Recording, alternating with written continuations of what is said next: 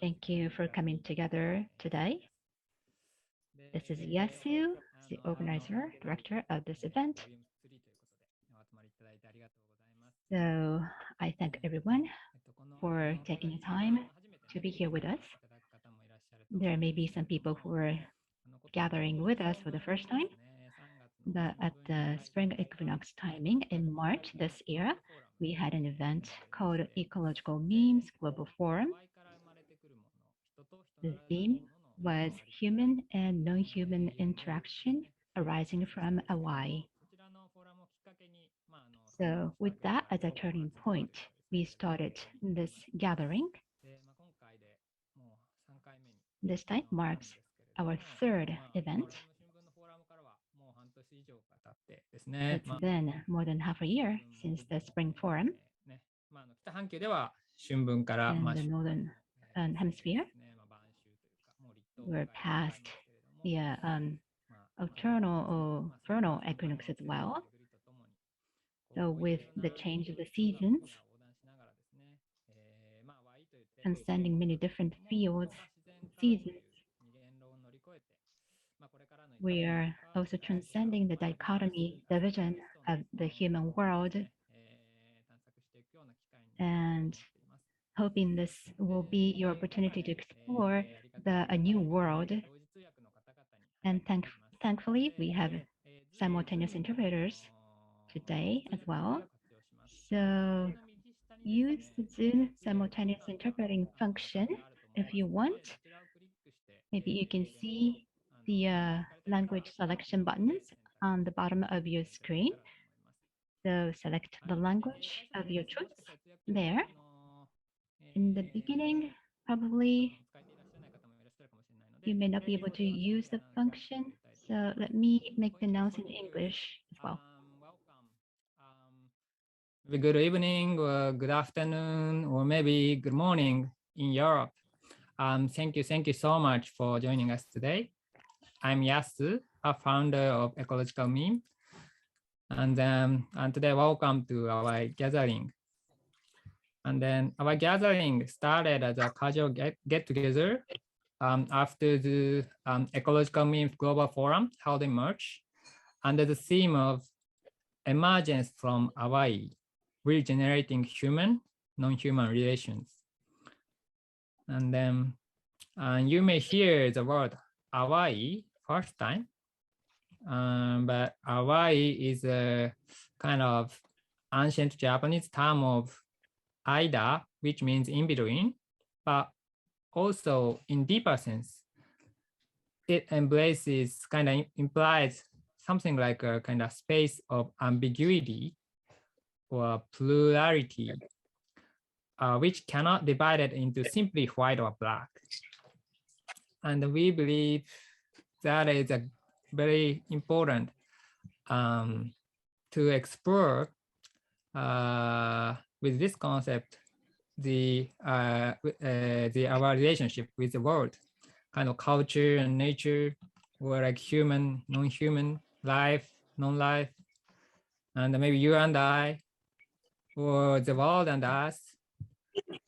So beyond kind of human-centered civilization perspectives based on the dualism.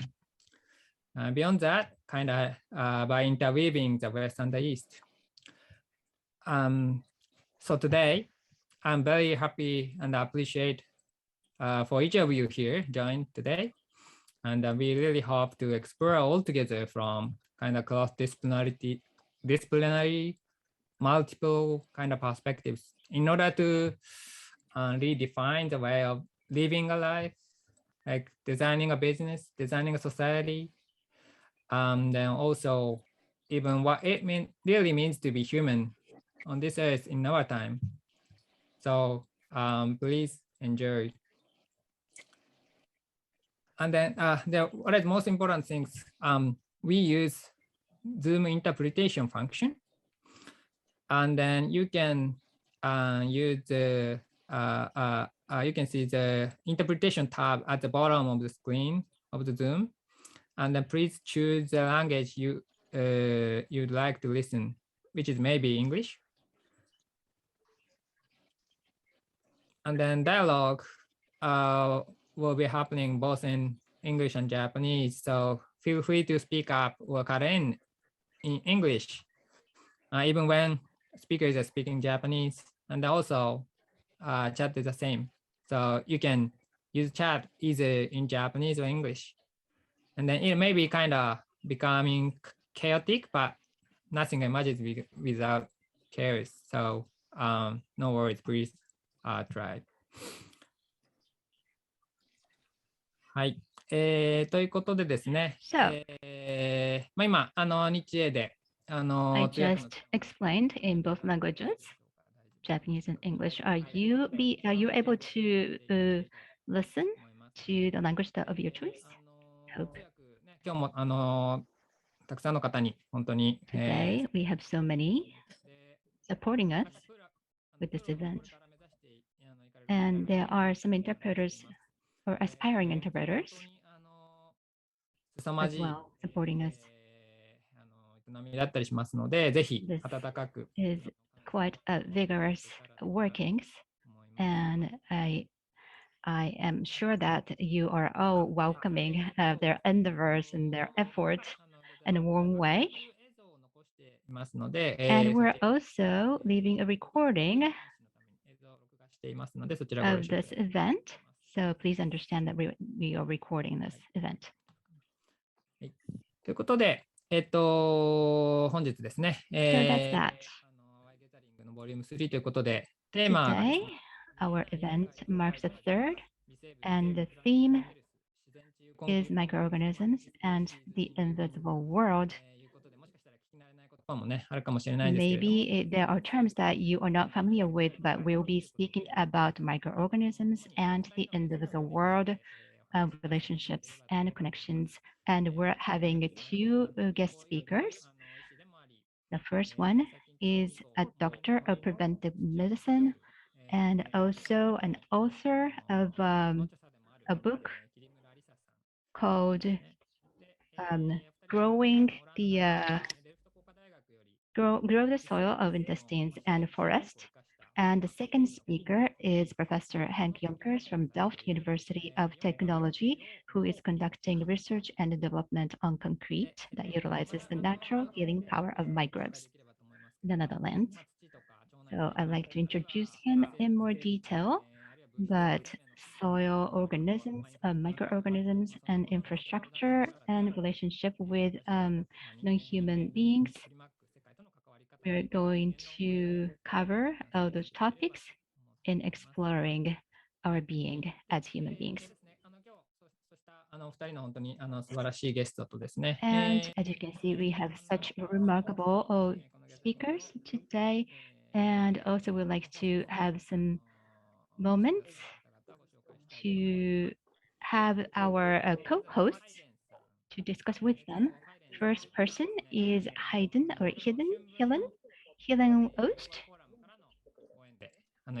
who participated in our first event, Ecological Memes, back in spring, and who's been working with us since then. And he is promoting the digital transformation for the central and regional governments.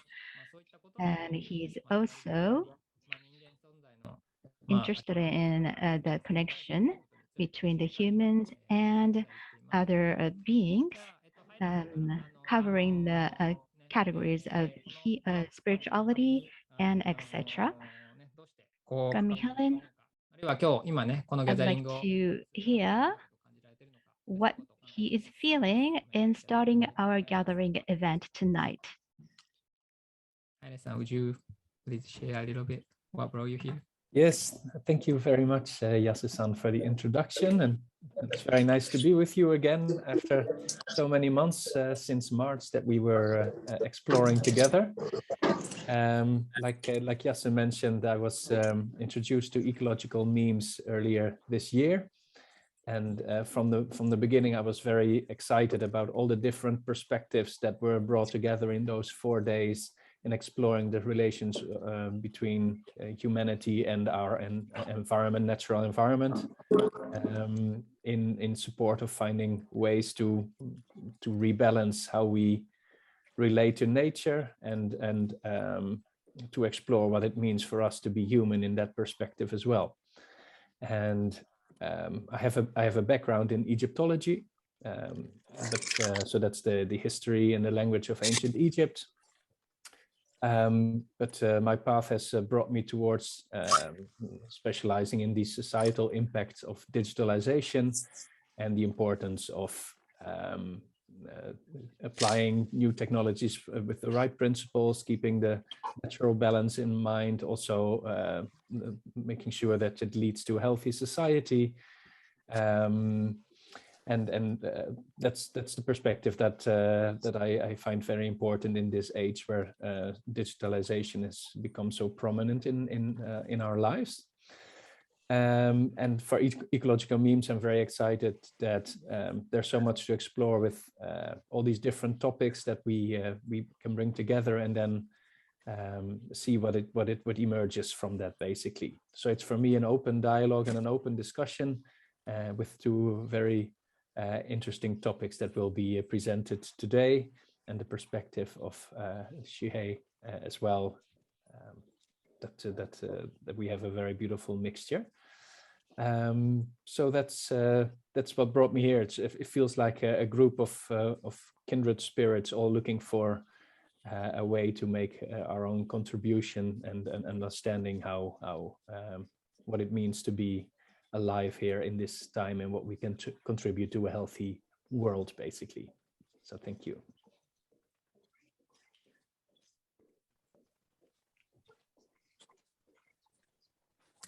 Hi. Thank you so much. ハイレンさん、ありがとうございます。Thank you. はい。で、ハイレンさん、今日のですね、スピーカーのヨンカーさんをご紹介いただきます。Helen, I'd like to have you introduce Jonkers-san, maybe later when he comes up. And another person that we have, maybe you're familiar with him, Shuhei Tashiro, that we have here with us tonight. So after the talks by the guest speakers, we would like to have open dialogue by everyone. And we have Anand Sen, who is a US anthropologist who wrote a book called Mushrooms at the End of the World on the possibility of life in capitalist ruins. So in relation with that topic, we would like to speak about multi-species anthropology and environmental humanism. That's what we're hoping. Shuhei, would you like to say a few words? Okay. Hello. Can you hear me? Yeah. Okay. So I think I'm speaking in English today, since we call it a global gathering, and we thought, okay, maybe a few more English speakers would be nice. Yeah, thank you for the introduction. Yes, and I'm a graduate student of anthropology in Heidelberg University in Germany, and I've also had the privilege to be part of the ecological memes journey as co-director for some time. Yes, and I wanted to maybe also weave a little bit of an anthropological aspect to the very diverse discussion that we're going to have with our two special guests today and with our co-hosts. So really looking forward to what's going to emerge from AWAI today. So, yes. ありがとうございます。Thank you, Shuhei. というような形のホストメンバーで今日お届けしていきたいと思います。These are our co-hosts. それではですね、早速トークの方に入っていければと思います。 Let's get started with our talks. Today, first of all, we'd like to have Lisa and Dr. Jonkers to give us talks. And after that, we're going to have an open dialogue among all of us. So as you listen, if you have any questions or anything that you would like to elaborate, or anything that you felt, please comment in the chat box. Feel free to do so. And if you can, we'll answer your questions as much as possible. You can write in either Japanese or English. That's how it works with us every time. It gets quite chaotic, but it's okay. Don't worry. So,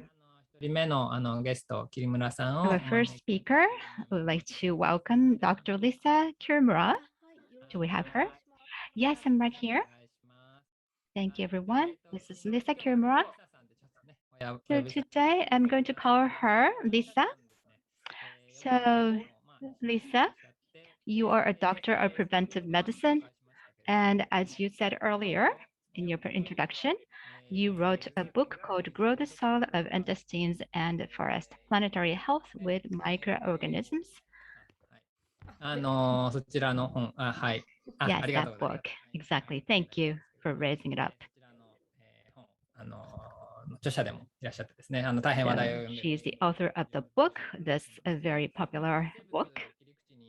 So with that, microorganisms as her topic, the relationship between the soil and other beings, and focusing on not dualism, but monism rather, and in the cycle of planetary health, including well-being of human beings. How are we all interacting with each other?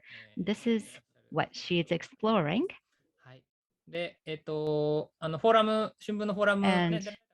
in the spring forum, I'm sure many of you participated in, but one of our topics there was cynical culture. And she is probably going to speak about it as well. So we'll look forward to that. So I'd like to turn it over to Lisa. Lisa, thank you for coming here with us today. Okay, this is Lisa Kirimura. Please call me Lisa. So I am a preventive medicine doctor, but I stopped practicing. I still have the doctor's license, but optimizing human alone, which was a conventional healthcare, I felt limitation to that. And my purpose is to eradicate the diseases, all the diseases, but that cannot be done at hospitals because hospitals are where people who have already contracted sickness go to. So for each individual, each patient, it is important to care well for them. However, eradicating diseases from this world, in thinking about it, the society is actually creating diseases, and the sickness is being mass produced in society, and the patients are sent over to the hospitals, the medical entities. That is the current structure. So my purpose is to eradicate the sicknesses. So working at hospitals is not my place to be. Healthcare, not only for humans, but also for planet, is what I like to work on from now on. So I have a lot of things that I would like to talk. And I have a lot of things that I would like to introduce to you, and I have lots of slides. So I would like to start talking.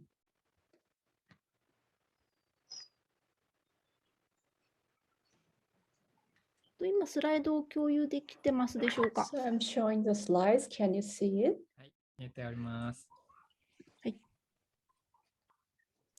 で今日はですね、土という処方箋ということで、 Today, soil as a prescription is a topic. So, well, I'm originally a physician, but instead of prescribing medicine right now, I would like to prescribe soil for planetary health. So like it was introduced before, I just published a book called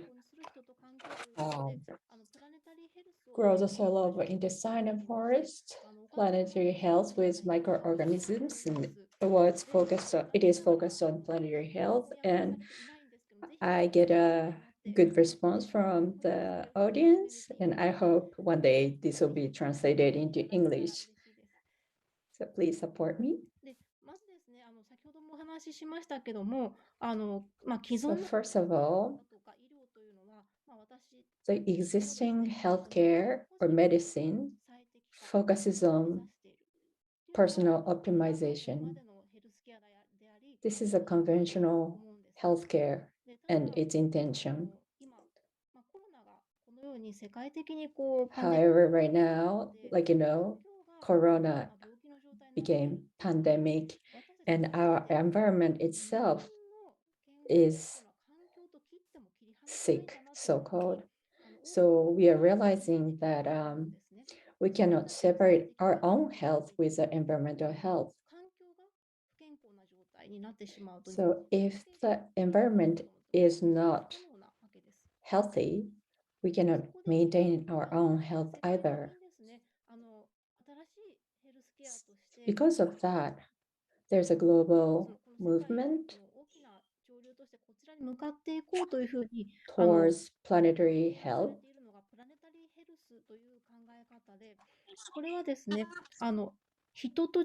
And this concept does not separate the earth and people. Instead of separating that,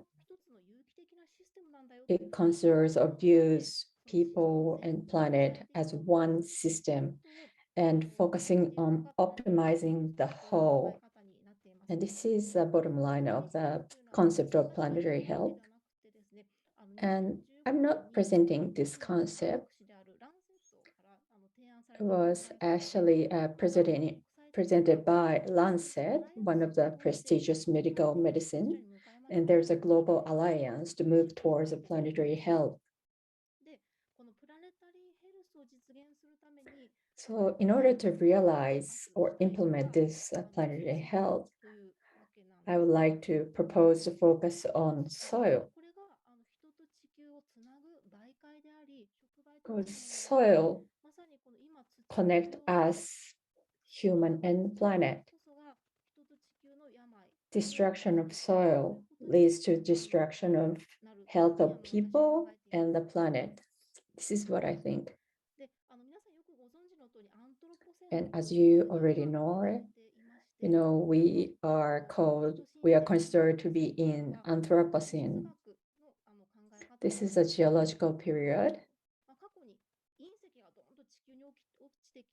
Geological period usually starts or ends when there is a comet hitting the earth and destroy the soil. Right now, human activity is having a heavy impact on our planetary health and destroying the soil. And there are various arguments about when is the starting point of Anthropocene, like the start of agriculture or start of industrialization.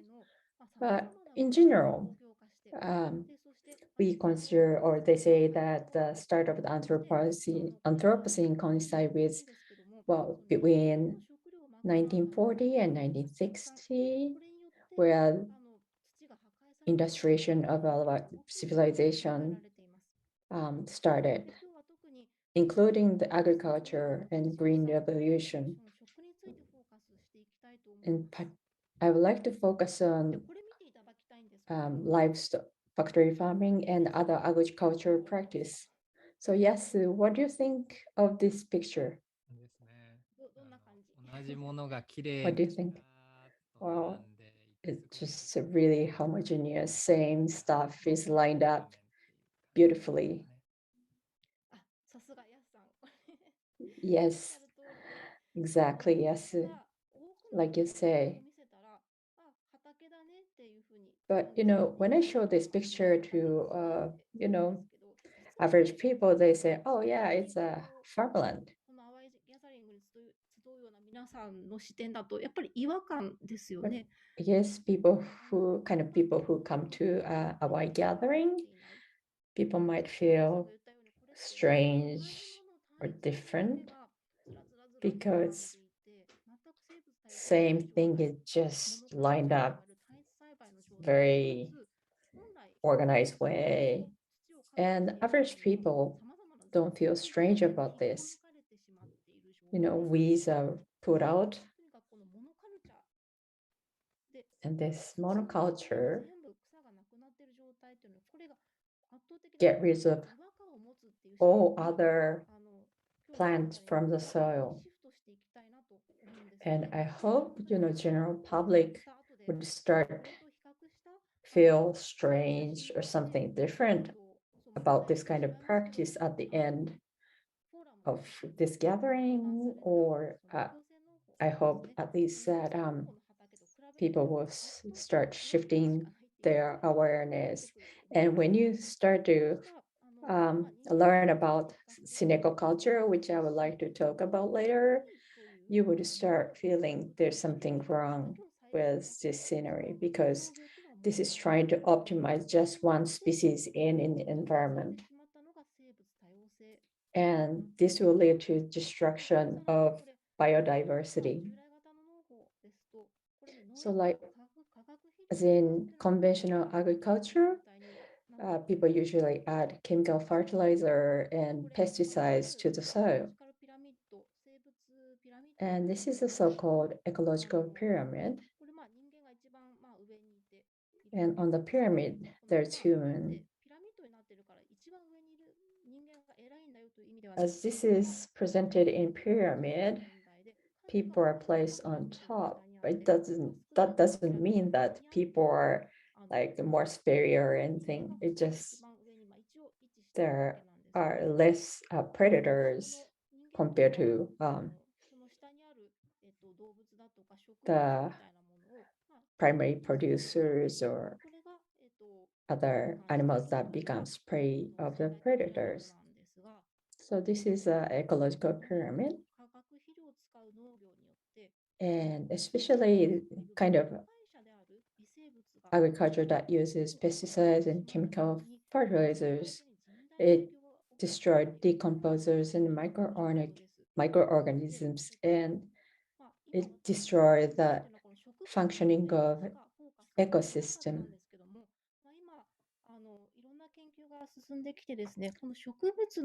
So as the research advances, people started to realize that there are invisible players in the ecological pyramid.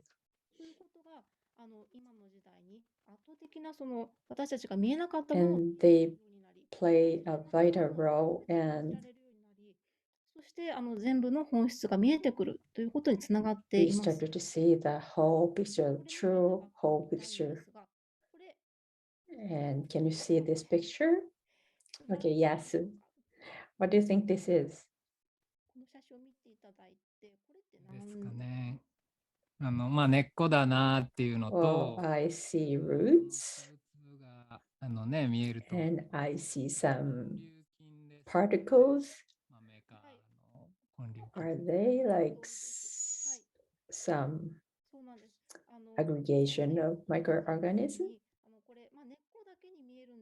実はこれ右側はですね、この粒々がおっしゃるように根粒菌と言われるマメ科の根っこの周りに共生している窒素を固定する菌になっていて、これが植物の根っこと共生しながら植物を生かしているというものになりますし、で左側ですね、これ根っこだけに見えるんですけど、ちょっとふわふわしたものもありますよね。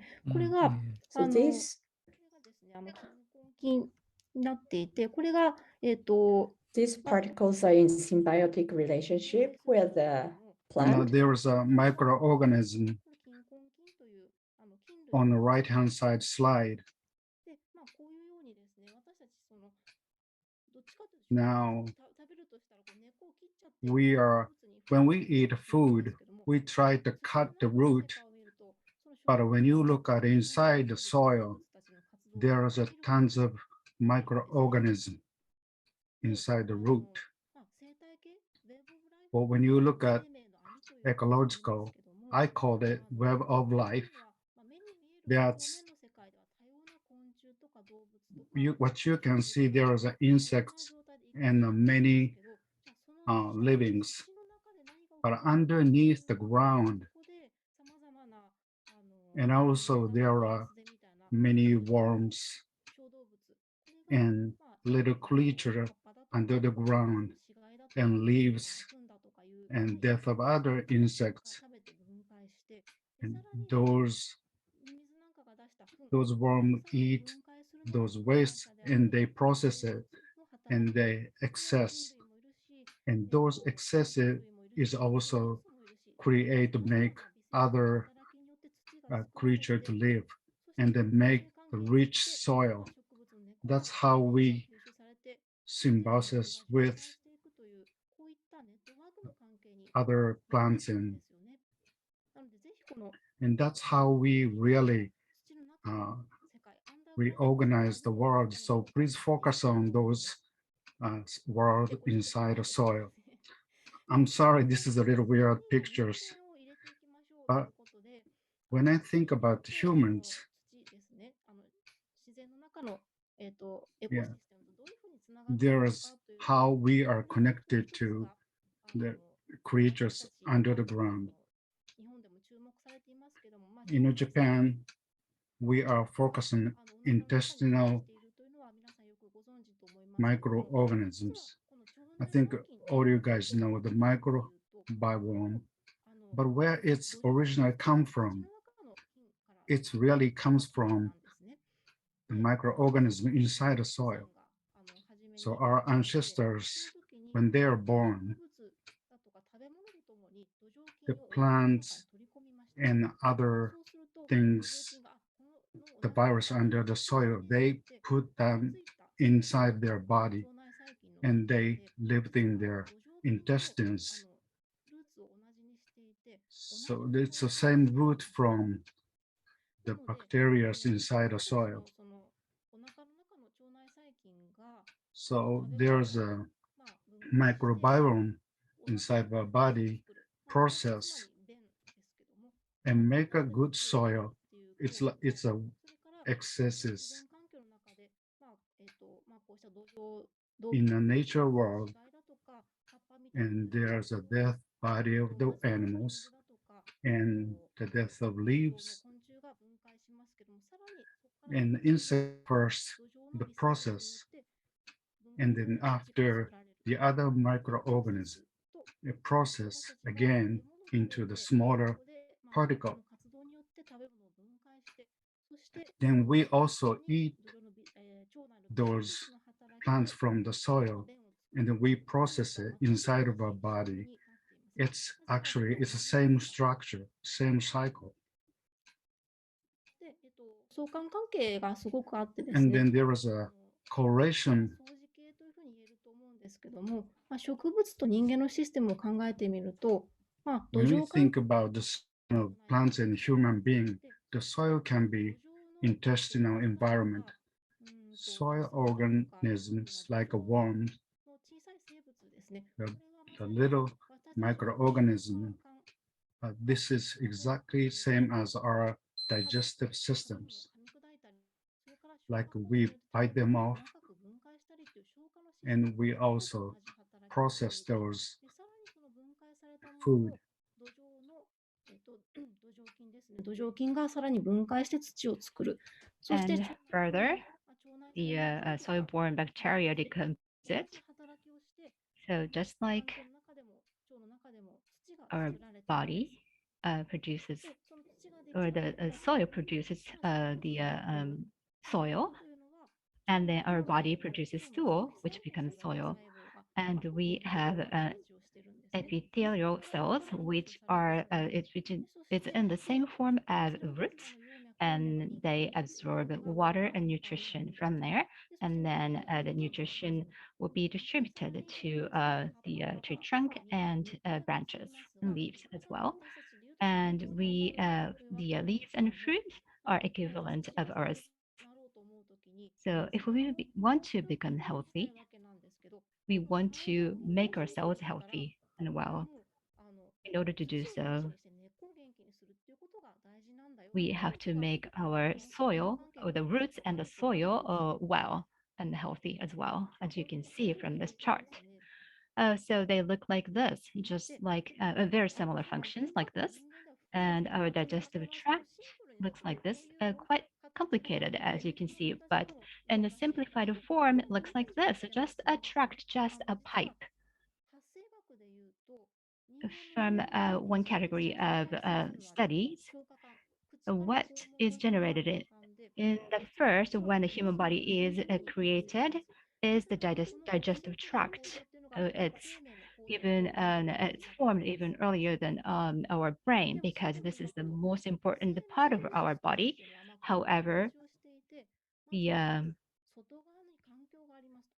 this is how our bodies are structured. We are related to our outer world. It's inseparable. Inside our body and outside world are inseparable. And we take in existences from outside world, including our food, because food is a dead form of other living things. So receiving the dead form of other living things is our act of eating in order to make our energy.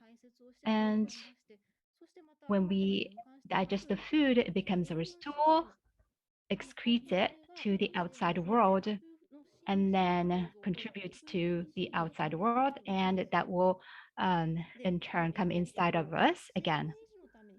So in order to maintain our life, the digestive tract plays an important role. That's why it's formed in the beginning at first, rather earlier than a brain or the heart. So our function of digestion and absorption, we decompose what we eat completely. By doing so, we make it we deplete the characteristics out of it. For example, when we eat broccoli, we take in nutrition from it.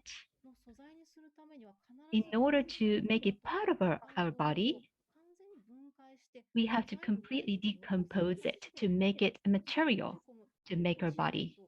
That's how it works. Otherwise, it won't be used as our material to make our body. So digestion is to depersonalize others and bring the outside inside, so to speak. And our immune system, what does it do? Inside of us, the immune system protects ourselves from the outside. So digestion and absorption, when it doesn't work well, when the food does not get removed of its personality, our immune system gets alerted, and then allergy happens. So digesting completely and absorbing the food right after it is very important. If not, the personality of the food, if it gets absorbed inside of our body, the immune system gets alerted and allergic reaction happens. So immune system is protecting the inside from the outside. The third is very important. So this is the working of gastrointestinal microbiome. So that's where this exists. As you know, the digestive tract is connected to the outside world. So to us, that part is actually the outside world, even though it's inside of us. So the gut bacteria is allowed to be inside of us. The gut bacteria cannot enter real inside of our body. It's always outside, which is the digestive tract. Inside of the digestive tract is where the gut bacteria is. And it's still others. It's still others. It's not us, but it's supporting us as a life form. So along with others, we're protecting ourselves. That is the workings of the gastrointestinal microbiome. So the boundary between the lumen of the digestive tract is the outside world, and the boundary becomes quite ambiguous. We coexist with others, and we form this super life form along with others. That's how our body is structured. So life is a sustainable cycle of inside and outside. The death of others through eating food we receive, and we support our life by way of the death of others. So constantly we overlap with each other, self and others, we overlap. So this is quite abstract, but I'd like to discuss the microbiome that forms the super life along with us. I'd like to delve deeper into it.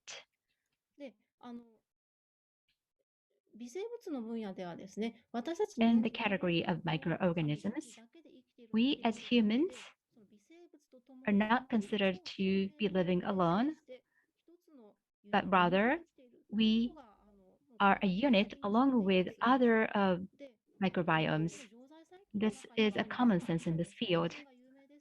And bacteria is a representative of the microbiome that everyone knows, but among that is also fungi and archaea and viruses and other microorganisms as well.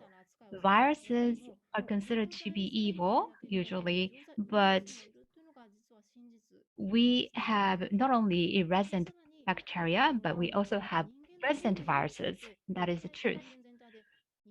Humans' genes, we have about 25,000 of them. However, looking outside, like looking at studies done in the world,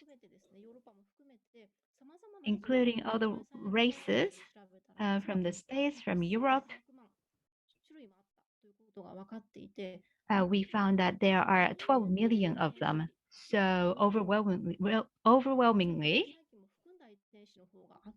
there are so many more genes, including the gut flora, than the human genes alone.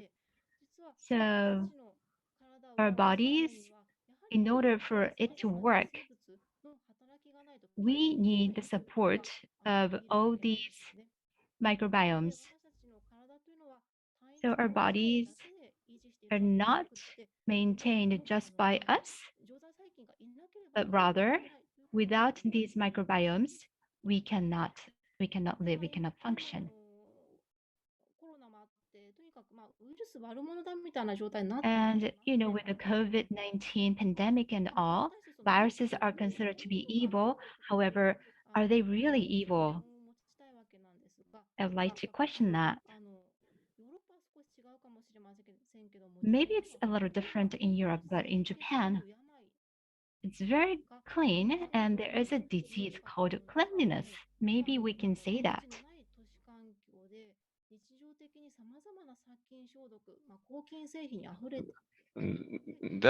There are many disinfection products. Is this really healthy?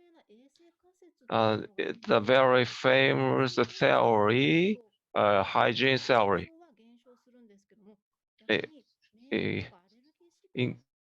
Including decreasing the infectious disease over the years, but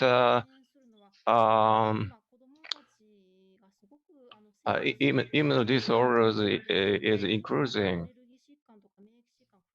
Allergy disease is maybe increased. I'm afraid it.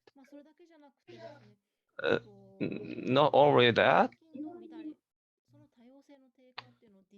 this dysbiosis related to dysbiosis disease, like allergy, a nerve disease, a mental disease, a cancer, aging, many disorders related to a disordered dysbiosis. I would like to cure these relations. 大事というふうに考えられているんですが、一つの研究なんですけども、this is one of studies. Livestock living with many microbiota.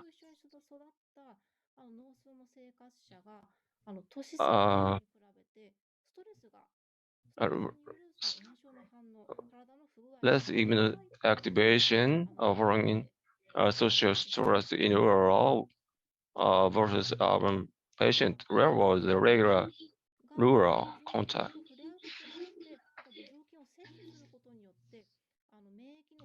Taking solid bacteria maintain balance of immune system. So microbiota, killing microbiota rather than kill them, it is better coexist with microbiota.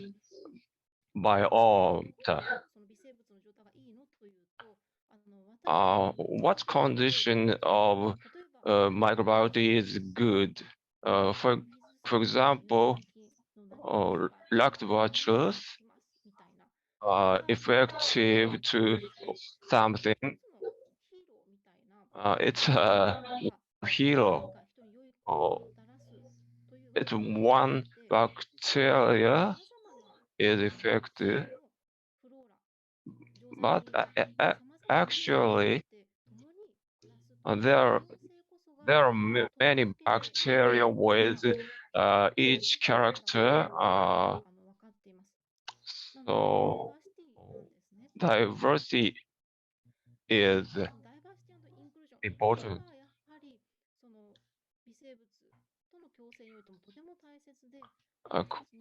Coexistence with microbiome diversity is in the increasing.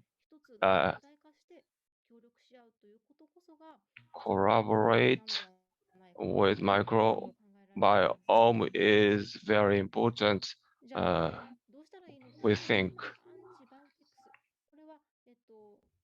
Antibiotics. これを拡大解釈すると、微生物と戦うというアンチからシンバイオティクスということで、そのシンバイオティクス、sympathies, symphony, synergy, shift to syn together, living together. So how to restore recovery in soil?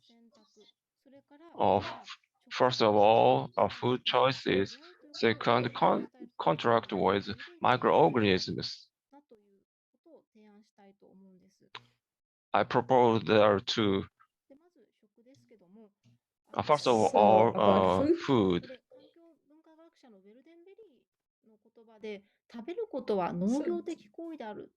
Eating is an Agricultural Act. This is a word from Wendell Berry.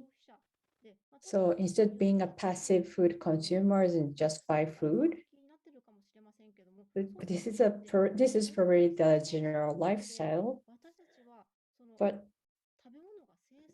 conscious choice of food, understanding how they are produced, how they come to our table, and be responsible for a food we eat, mutually influence our health, but also influence the health of environment.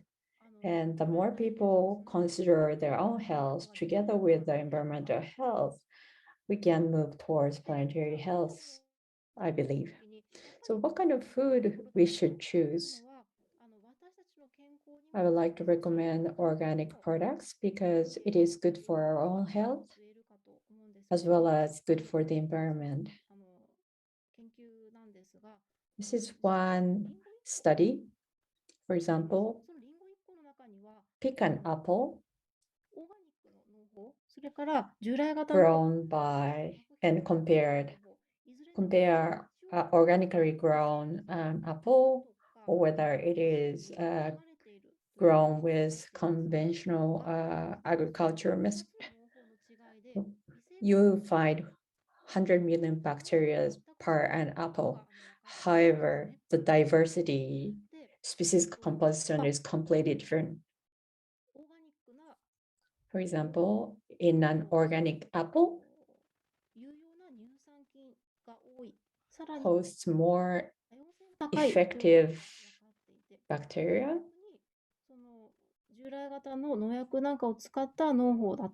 By contrast, an apple produced through conventional agriculture hosts bacteria that are negative to the health of human. So in this way, by eating organic apple, you can ingest bacteria that are good for our health, and it will be good for the soil of the environment. And by doing that, we can contribute to the health of the environment. And also you can find this information on the internet. But this is called the Planetary Health Diet, proposed by the organization who proposes planetary health. And if you can search the internet using planetary health diet, you can find what kind of food is recommended. For example, this is what you can eat in a day. It's recommended to take a lot of vegetables, various kinds of vegetables, and reduce the consumption of meat by half. And also reduce the kind of carbohydrate that is heavily processed to half. So this leads to diversification of our food.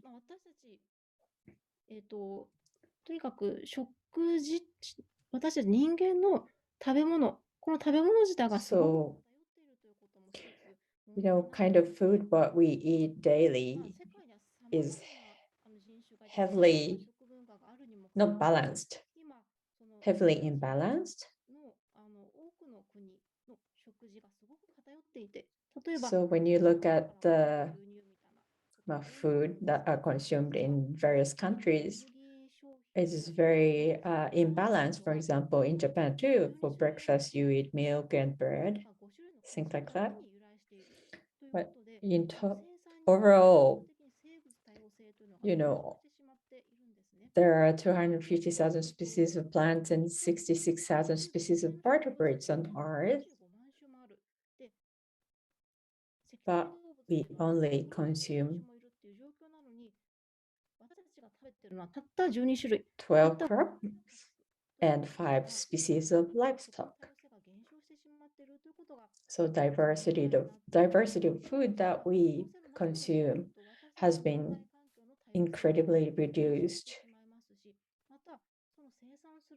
In that way, kind of food we grow will be imbalanced, less diverse. So what can we do? Well, we originally grew native and wild species. And by growing and relying more on native and wild species, we can recover biodiversity. あとはですね、シンバイオティクス食品ということで、And also there's a food called symbiotics, food for symbiotics. So first, you eat prebiotics, which becomes food for microbiota in your intestine. These include oligosaccharides, indigestible starch, and this can be taken by eating different kinds of vegetables and by ingesting indigestible starch. We can increase the diversity of our gut microbiota as well as increase the biodiversity of food we produce. And probiotics are actually, for example, fermented food, which includes a lot of microorganisms. So take those live microorganisms in your body. 細菌だとか、さまざまな有用菌が作り出すのがポストバイオティクスと言われる。And combination of prebiotics and probiotics produces postbiotics. These include amino acid, organic acids, lipids, carbohydrates, and so forth. And this has a positive impact on our health. So by increasing the biodiversity inside our body, we can increase the biodiversity of the planet by consciously choosing the food that we eat to make it more diverse. And there are many other ways. I guess I'm running out of time, but I would like to really stress on contacting nature, go outside and immerse yourself in nature. And get in touch with different organisms. Especially if you're in an sterilized environment, go outside, go into the nature. And also starting a vegetable garden may be recommended. And this is how I started Seneco culture, which was a topic of one of the topics from previous Ecological Meme Forum. And I'm practicing the Seneco culture and megadiversity in Yonago prefecture in Japan, west of Japan. And I have a lot of pictures that I would like to show. So please compare this photo with the photo of vegetable I showed previously. And when we started, it was like a desert because there's a sand dune nearby. So it is really sandy. It was really sandy.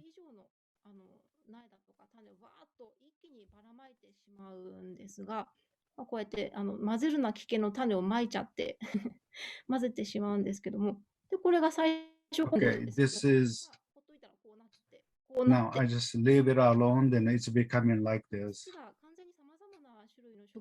And the soil growing the many plants. And there's blueberries, peas. But this is a potato, Japanese potato. And the eggplant, cabbage. There's a mushroom too. And there's the insects activities we can see. Well, from just the soil and then becoming those insects coming here. And also we correct those food and plants. I really eat those symbiotic agriculture and get energy in my body. I'm so fun. Okay, so see those pictures, huge difference. There are no diversity, and there is a diversity right hand. Those differences that we need to realize to live with us. As we are superhuman, we need to live a healthy way. Okay, now it's take too long a little bit. I'd like to finish it. Oh, thank you very much. 本当にありがとうございます。Lisa, thank you very much. いや、本当にインスピレーショナルなお話で。It was so inspirational speech. Thank you. In open dialogue, I'd like to talk more. やっぱりね、僕もいろいろね、写真で途中で、聞いてくださいましたけども、やっぱりduring the pictures, I started my own about symbiotics. 衝撃がたくさんあるし、すごく楽しいし、あるいはこういう関わり方、要は例えば一つのものを取り出して、トマトだったらトマトをうまく育てるっていう、これ生理最適っていうわけです。So to grow tomatoes in the most optimal way, this is to optimize the individual tomato's personality. So separating that from the ecosystem, that is a natural way to cultivate products, common products. But this is how we've been educated with. This is what we learned in school. This is how we grow crops and veggies. But interacting with many different things, and one plot of farmland, and we don't even touch or adjust the soil or texture or anything. We just let it be. That's how silviculture works. So I think this way of interacting with nature probably draw attention of many of our participants today, and maybe you can start your own farming like this. ある意味プラネタリーヘルスとかもそうですし、And you mentioned planetary health a lot of times. Your activity beyond dichotomy. Why did you start your path this way? I'd like to ask you to elaborate on it, but maybe next occasion, because we're running out of time. But thank you very much for your wonderful presentation, Lisa. So I'd like to go on to our next speaker, with Henk Jonkers. So I'd like to turn it over to Helen to start the talks by Jonkers, please. Thank you very much. Yeah, I'm very happy to introduce Professor Henk Jonkers to you all. I've learned about his work when I attended an exhibition at the museum in Zwolle, which had an exhibition called Design by Nature. And it was an exploration of ways to use waste materials in arts and in design of household goods and utensils and things like that, but also for decorations in housing and in lights and furniture. And it was really a wide exploration of how waste materials could be used. And part of that exhibition was a display on self-healing concrete. And what was fascinating about it is that in its concept of using these very small microorganisms in some of the biggest structures that we have on our planet, they actually provide a way to make it more sustainable and to use these materials in a very applicable way. A lot of the exhibition was exploring the extremes of what you could possibly conceptualize with these waste materials. And here there was suddenly an example that it can actually be used, as Dr. Jonkers will show us in his presentation. So it was a fascinating insight how this contrast between the heavy industry and ecology merge in Professor Jonkers' work. So I'm very happy to give the floor to him to share his ideas and explorations with us. Thank you very much, Helen, for your very kind introduction. And I would also like to thank Yasu, our host also today, for the possibility for me to present the work that we do at TU Delft. Let me see if I can share my presentation. I try to bring it up screen. Can you see my presentation? Yes, we do. Yes, you can? Yes, we can. Okay, yeah. Thank you. So I would like to take the opportunity today, ladies and gentlemen, good evening to you in Japan, to show you some results of the research that we do at the Delft University of Technology. I'm also very much in favor, like Dr. Lisa Kirimura has showed, that we would like to integrate nature more into the built environment. You can see on the left an image of what can happen if we try to do that, implement nature in the built environment. You see here this tree, which is growing very close to a wall. And you can see that this tree is adapting itself to its environment. So you see that the tree can, while it's growing up, it can bend, it can find its way up to the sky. This is something that we miss in man-made materials. Usually man-made materials are not able to adapt to changing environmental conditions. And this was one of our missions. This is what we would like to achieve, at least in concrete. So by doing this, we thought it was a good idea to look in nature. How does nature make materials and what are the specific properties of those materials? And one specific property natural materials have is a certain ability, capacity to self-heal. So that means they can repair to a certain level damage that occurs to the material. This is something we do not see in man-made materials. So that is what we would also like to achieve. And therefore I was contacted some years ago by my now colleague Erik Slangen, who you can also see on this image on the right. He is a concrete technologist.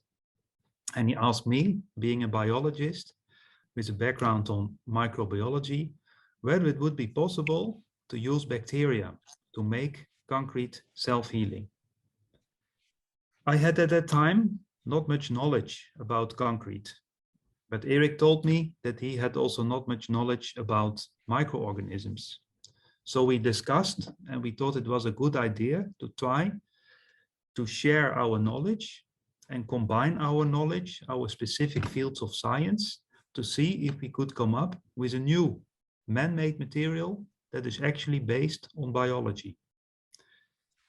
So I suggested to him to use specific type of bacteria that can be mixed into concrete and can stay viable and can actually help to repair this material. So what I would like to show you today in my presentation, and I would like to keep it relatively short so that we also have some time maybe for discussion and answering some of your questions you might have. So first, I would like to give you a little bit of introduction to concrete and also the problems that the material encounters sometimes. Then I would like to show you the mechanism of self-healing concrete by using microorganisms, bacteria. How does it work? Then I would also like to show you some practical applications. And then I would also lastly address some examples of how we also use concrete technology in art. We work together with artists on that. So first, the problem.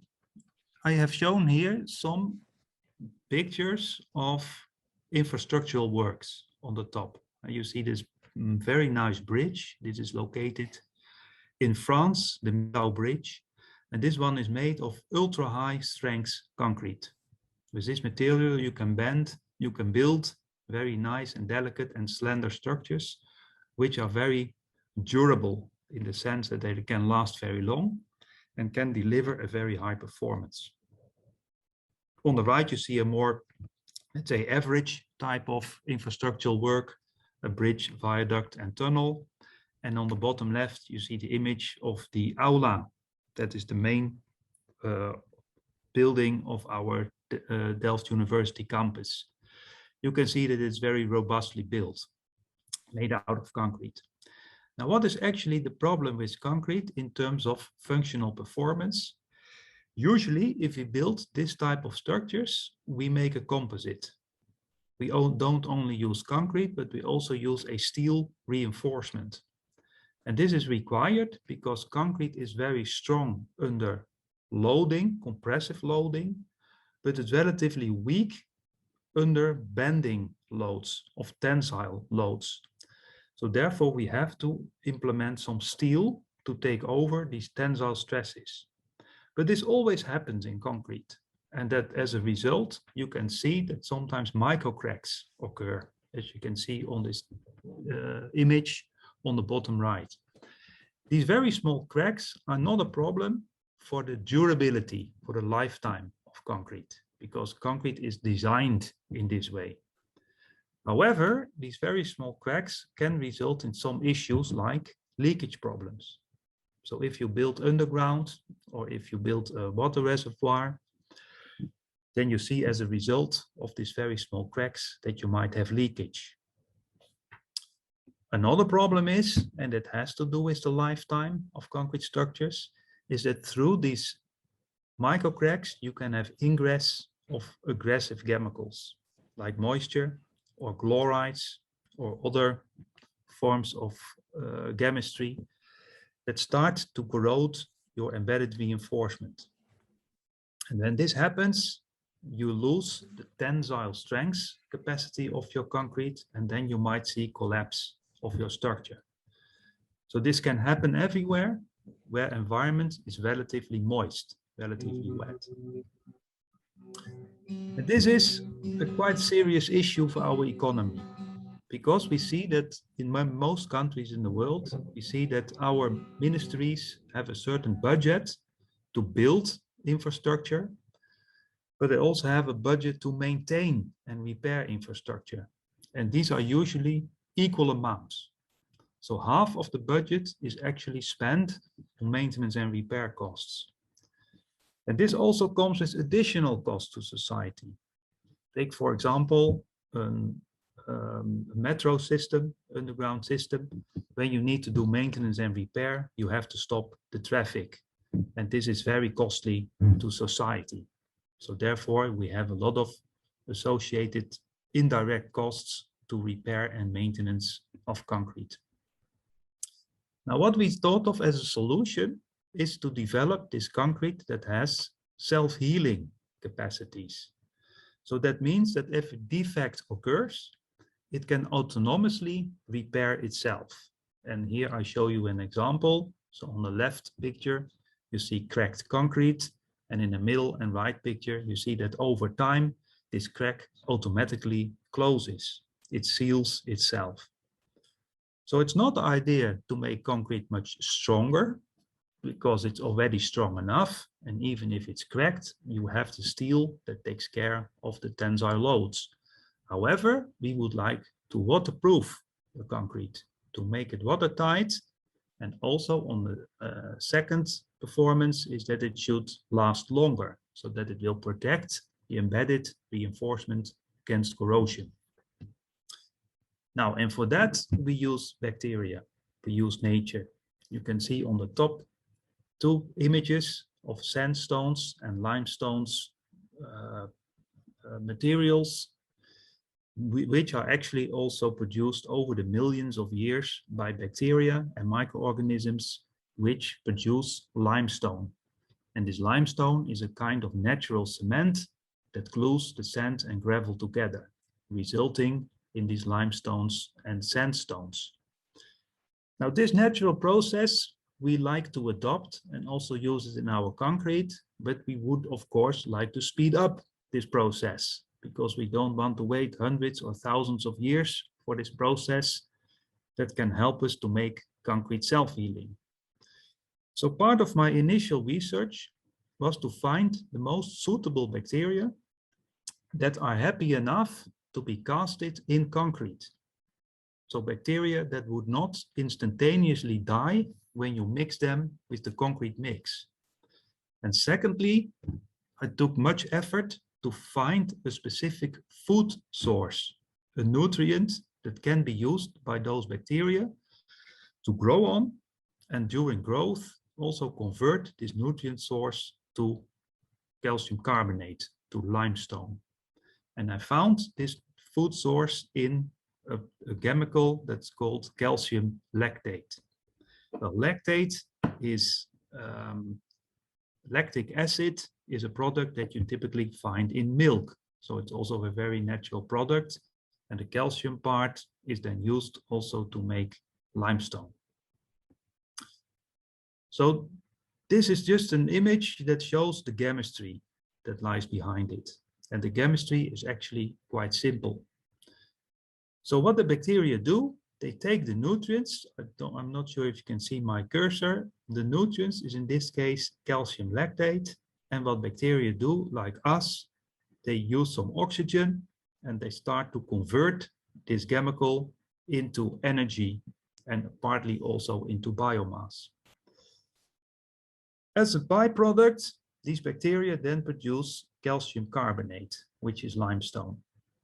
And another byproduct is carbon dioxide. Now you should know that concrete is a strongly alkaline material. It has a very high pH value, so in a range of 11 to 12.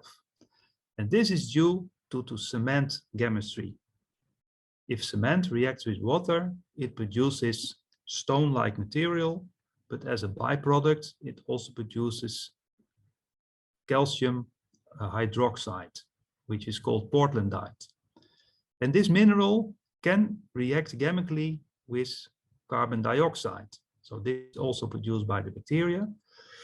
So through the process of carbon dioxide production and the reaction with calcium hydroxide, we get much more limestone calcium carbonate being formed.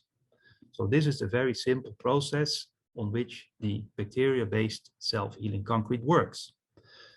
So now what we do, we have just to add the bacteria in dried form, in powder form, together with the nutrients in form of particles to the concrete mix. So this is what we do, and this is what we call the healing agent. So it's a medicine that is mixed in the concrete in the same way as you mix in sand and gravel. So these particles then consist of bacteria and food. Now it is not actually active bacteria that we add, but we add bacteria in the form of spores. Certain bacteria have the capacity to make spores, and that's something very similar to plants which make seeds. So a spore of a bacterium is very comparable to a seed of a plant. What it needs is water and nutrients to germinate. And then a spore will be converted into an active bacterium which can multiply itself.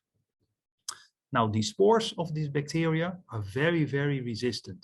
They can stay what we call dormant for 200 years. And the only thing they need is moisture, water, and nutrients. So the nutrients we already provide, we put that as part of the healing agent in concrete. And the moisture is actually the water that is entering the cracks in concrete. So the problem of water entering cracks, resulting in leakage issues and also in corrosion of the steel, is actually the activator of our self-healing process. So again, the water activates the spores which germinate and start to convert the food, the calcium lactate, into calcium carbonate. And this calcium carbonate then fills up these cracks and makes the concrete waterproof again. At the same time, these bacteria also consume oxygen, and that helps also to further protect the embedded steel against corrosion. Because for steel corrosion, you need oxygen. And when the bacteria are able to remove the oxygen, then also the corrosion process of steel will be much, much slower. And the calcium carbonate helps to make the cracks watertight again, but it also increases the density of the concrete matrix.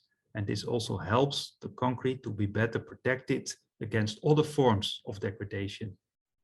Take, for example, frost damage. So if concrete is very porous, it allows water to be absorbed. And during a frost period, this water will freeze, it will expand, and it will cause internal stress in the concrete, resulting in damage.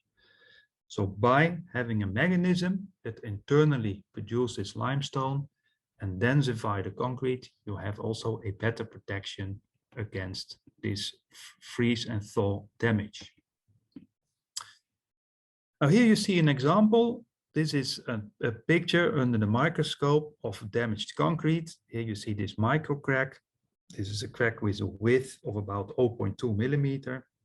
But here you also see a larger defect in the concrete because one part of the aggregate particles has been removed.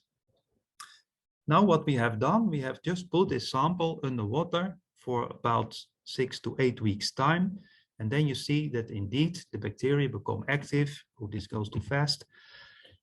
Start to produce limestone, which completely fills up these cracks and also fills up this larger defect. Now, if you take some of that limestone and you put it under the microscope, so this is an environmental scanning electron microscope, you can see all this whitish material, which is the limestone. And in it, you can actually see the imprints of the bacteria. Now, on this right image, you can see a microscopic image of active living bacteria. And you see that our bacteria that we use are rod-shaped. So they are very small. They're only about 2 micrometer, so 1/1000th of a millimeter in length. Rod-shaped. So actually you can recognize this in this limestone that's being formed. Now, I usually get the question, why do bacteria do this? Why do they make this limestone? Because it does not seem to be a very clever strategy from the bacterial point of view. Because what happens is, if they produce this limestone, fully cement themselves into limestone, that will actually kill themselves, because then they have no access to nutrients, no more access to other growth requiring nutrients, so they will die. Then I always explain as a biologist that the bacterium is a one-celled organism. And this one cell is not a brain cell. So bacteria do not really think. They, on an individual level, don't have a very clear strategy. They are a little bit like a machine. So what they do is they just sense in the environment whether there are nutrients that they can use to grow, and then they start growing. And depending on the chemistry of the environment, you might have production of limestone or not. So it is not on purpose that this bacterium makes limestone. And this is very different with other organisms like corals, coral reefs. They make limestone on purpose because they use it as a base foundation to grow on. That is not the case with bacteria.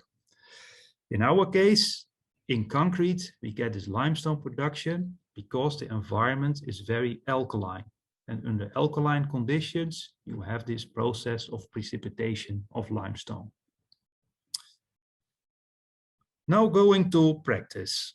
So we have developed in the lab this what we call this medicine, this self-healing agent composed of bacterial spores and the nutrients. And now we can mix it in concrete and make actually different products. So this healing agent is made in form of particles, which are relatively small. You can see a ruler. They have diameter, these particles of roughly 1 millimeter, 0.5 millimeter. We add this to a certain dosage to the concrete mix. According to the building standards, you are allowed to have cracks in concrete of a width of 0.4 millimeters. So that is still considered to be safe. If you expect larger cracks to occur, you have to apply more structural reinforcement, more steel. However, if you have this 0.4 millimeter cracks, you will typically get these problems with water tightness, and also in time problem of corrosion of your embedded reinforcement. Now this healing agent is very easy to deal with. So you can do it at home. So you have here your very simple concrete mixer with which you can make batches of about 40 to 50 liters. And then you can cast your own concrete. But you can also go to the concrete batching plant, and you see an image here. So this is also a concrete mixer, but much bigger. It can hold roughly 4 cubic meter of concrete mix. And also here in the factory, we then add the healing agent, so the medicine, to the concrete mix.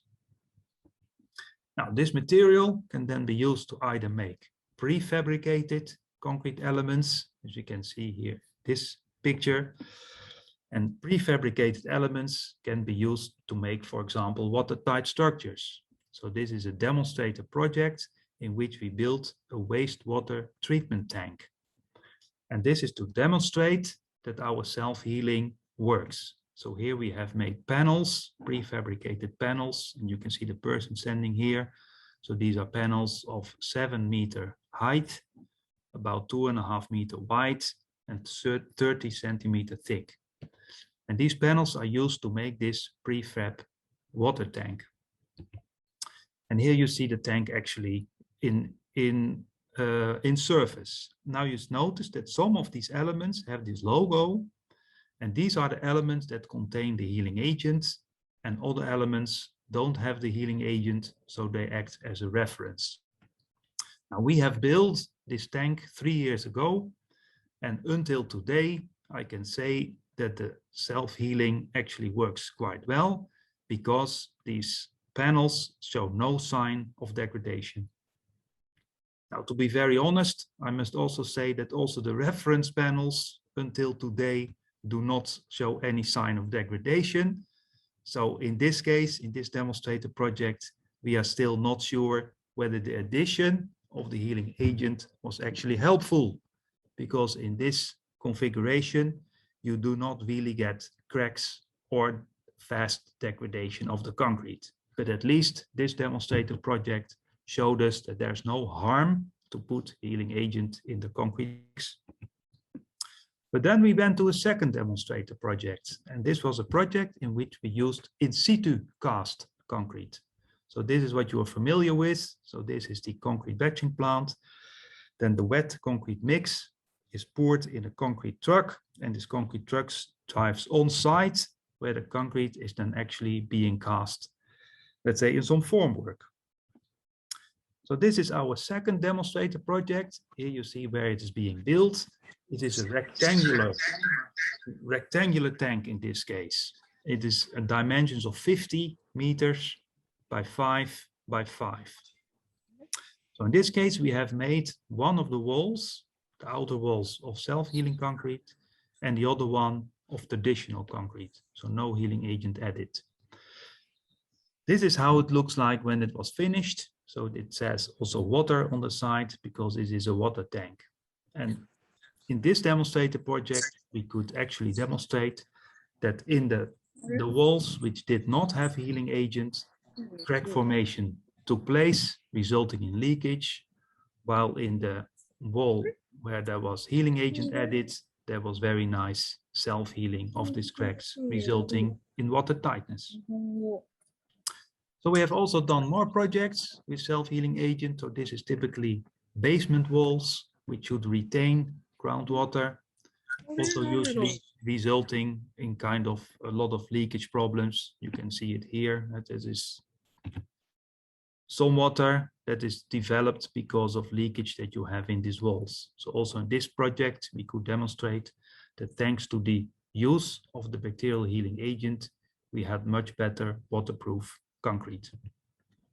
So now we have a company, startup company at Delft, which is associated to the Delft University of Technology, which are now commercializing this healing agent. And I'm very happy to see that I have a Japanese audience today, because our startup company called Basilisk Self-healing Concrete has found a very good partner in Japan. And this is company Aizawa. It's based in Hokkaido in Sapporo. And Aizawa is actually applying self-healing agent in a lot of concrete constructions in Japan. So if you go on YouTube, you can actually find a nice movie in which the company shows, Aizawa shows, how they have applied the self-healing agent in a wastewater treatment plant, which they have developed. And there they show a very nice movie where you can see that initial cracks in the walls of the wastewater treatment plants result in some leakage, but that you see with a time-lapse movie that it takes several weeks, but then you see due to limestone formation, because of the embedded bacteria, that you get waterproofing of these structures. So we are very happy that we have very good collaboration with Aizawa company in Japan. To finalize my presentation, I would also like to show you some other work that we do with concrete. And also in this case, I work together with a Japanese artist, Koji Ono. He travels between Japan and Delft. And in Delft, he lives roughly 6 months here, where he has a collaboration with the art center in Delft. It's called a Society for Land Art, where he produces a lot of very, very nice artistic sculptures, usually related to humans. So this is, for example, a sculpture that is made out of scrap steel, where you can still recognize the human shape inside. So this is an artwork he called Human Memory. On this location, in the art center in Delft, which is close to Delft, they make on a regular basis exhibitions. And one recent project is they developed a specific part that is meant for people who are visually handicapped. So the people who are blind or have very difficulties in their vision. So the idea was here to produce different art and sculptures which people would be allowed to touch. So they could go there and feel and then hear the story behind it. So then I came into contact with Koji, and we decided to make concrete art. So this is Koji in our laboratory at Delft University of Technology. And this is our concrete technician, Maiko van Leeuwen, who helped us to cast concrete. So you can see here formwork and a very rough shape where you can already recognize a human body. And here you see Koji working on site where he is perfectionizing the artworks. And you see here it is two human beings, a male and a female, who are standing opposite to each other. And in this artwork, we would like to show that concrete can be used for different applications, not only for structural applications, but actually also to make artwork. And if you look closely, you can also see that this concrete is actually quite porous. So what our meaning and goal with this artwork is that we would like to show over time aging of concrete, and in this case being visualized by the growth of moss and other organisms that can spontaneously grow on concrete. But actually here you see what we call validation of our model. You see here visually handicapped people who are allowed to touch the artworks and feel it and experience the material. So this is just to show you that we are very interested in material concrete for different applications, for buildings, for infrastructural works, that we are using biology to try to optimize the performance of the material and actually also make it self-healing, exemplifying that it is a very good idea to live in harmony with nature, because nature can provide us with a lot of positive services. So in this case, limestone formation that can make concrete self-healing. But also in this case, we hope that we have over time abundant growth of moss that also shows that we have a good interaction between humans and nature. So this is my last image. So this is how it at the moment looks, this artwork. It is still relatively clean. It is now there for 1 year. And we expect that over the coming years, this will very slowly turn into a hybrid material, which is partly man-made, but then partly covered by biology in forms of all different kinds of mosses. Again, showing the nice integration and harmony that we would like to achieve between nature and the built environment. So here I would like to finish my presentation. I stop sharing and I hope that you may have some questions for me. Please feel completely free to ask your questions. Thank you. Thank you very much, Henk, for your wonderful presentation. And I was very excited to hear what emerged from your collaboration with somebody from a completely different field, you from the science of biology and your colleague from the expertise of concrete. And I was curious how it felt for you to, as a biologist, to start collaborating in an entirely different field, the heavy industry and of steel. How was that for you? Yes, that's a very good question, Helen, because it was a big step for me. Because before that, I was working among biologists, and then you speak the same language, and you were all concerned about nature and biology. And at that time, in 2006, when I started at the Faculty of Civil Engineering, I was the first biologist in between more than 250 civil engineers. And it's not typically, certainly at that time, 15 years ago, that civil engineers were very much worried about nature. And therefore, it was my hope that I could make change there. And besides doing research on development of self-healing materials, I'm also now teaching in the faculty on sustainability, on the, let's say, the interaction, positive and negative interactions between the built environment and the natural environment. And I must say that over the years, I see a clear change in mentality in students. 15 years ago, civil engineering students had not so much interaction or interest in the living environment. But I see that now completely changing. The younger generations are very concerned about nature, the status of nature in connection to their own future. So last week we had this global conference in Glasgow on global climate change. And you could indeed see that also young people are very, very worried because it, of course, directly addresses their future. So for me, it was at start, it was a big challenge to start work at civil engineering. But I think I made a very right decision because it's also very rewarding. Because with your own knowledge and expertise, which is a different field of science than typically civil engineering, I could show by developing also this type of products like self-healing materials, there are very good possibilities to collaborate between, let's say, the man-made environment and also the natural environment, that you can come up with solutions that are beneficial for both.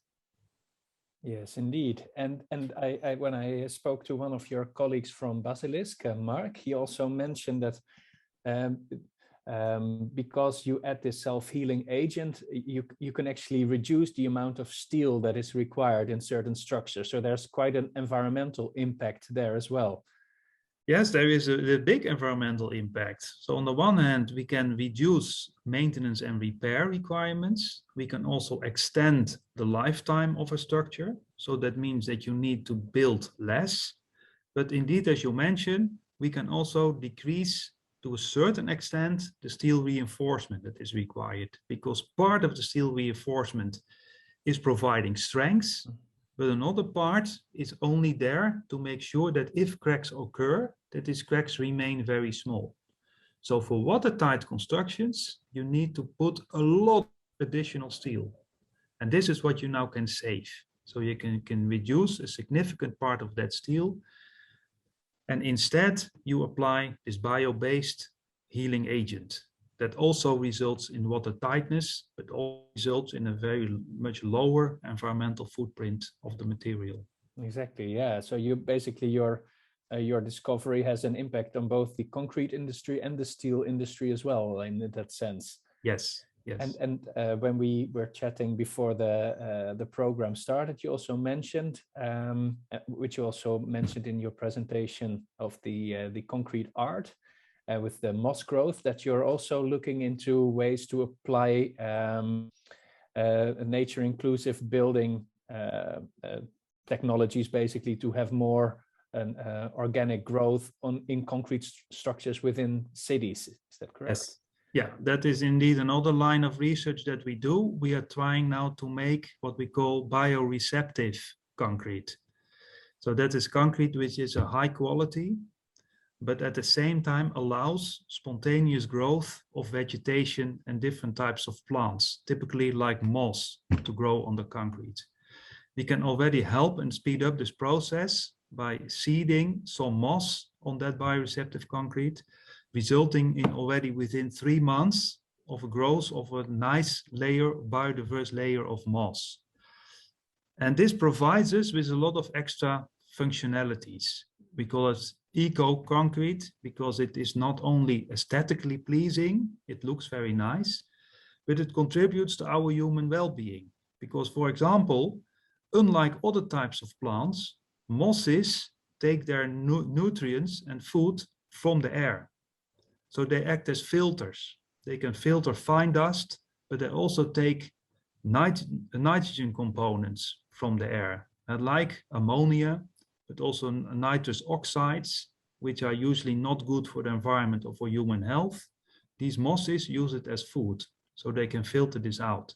At the same time, they help to do a lot of evaporation. So they evaporate water, and by doing that, they reduce the temperature in the built environment. And this is typically what we see in bigger cities, that we have this heat island effect, that in summer periods, with a strong solar radiation, we see a typical heating up of the environment in cities to 5 to even 10 degrees higher than in the surrounding. And vegetation can help to reduce this temperature increase. And there are many, many more positive surfaces and functions that mosses and other plants can provide. So this is also a way where we are trying to indeed to improve the inclusion of nature into our built environment. Yeah, that's amazing. And it's also great to see what happens when a biologist enters this field and what kind of perspectives you can bring. So I can imagine that it's been challenging amongst 250 different-minded people when you started, and wonderful to slowly see the change that that happens in the people look at their field, basically. Exactly. That's very rewarding indeed. Amazing. Let's see. I think we've reached the open dialogue part of the session. Yasu-san? maybe, すみません。日本語で喋る。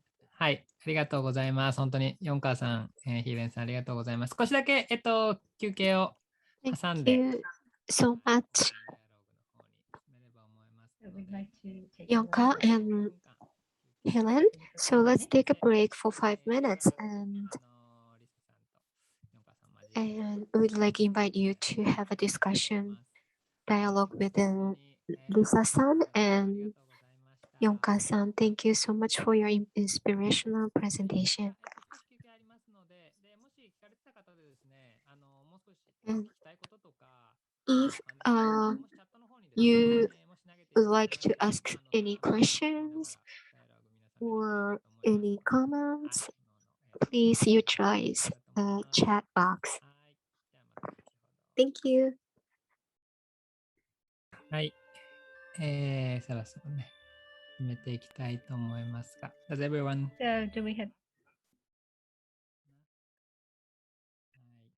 ヨンカさん、木村さん、本当にインスピレーショナルな投稿ありがとうございます。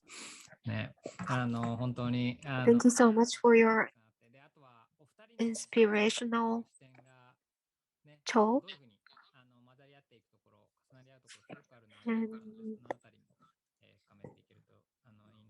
I'd like to deepening the discussion.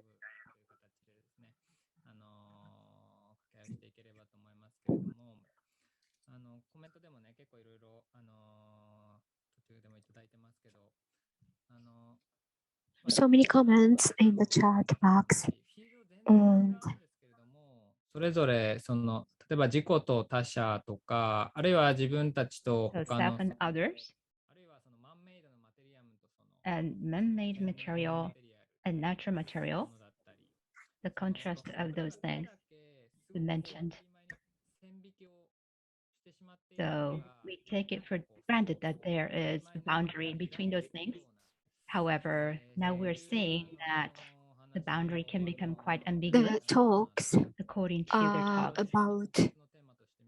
So we see a common theme lying underneath of those talks, and I'd like to delve deeper into those.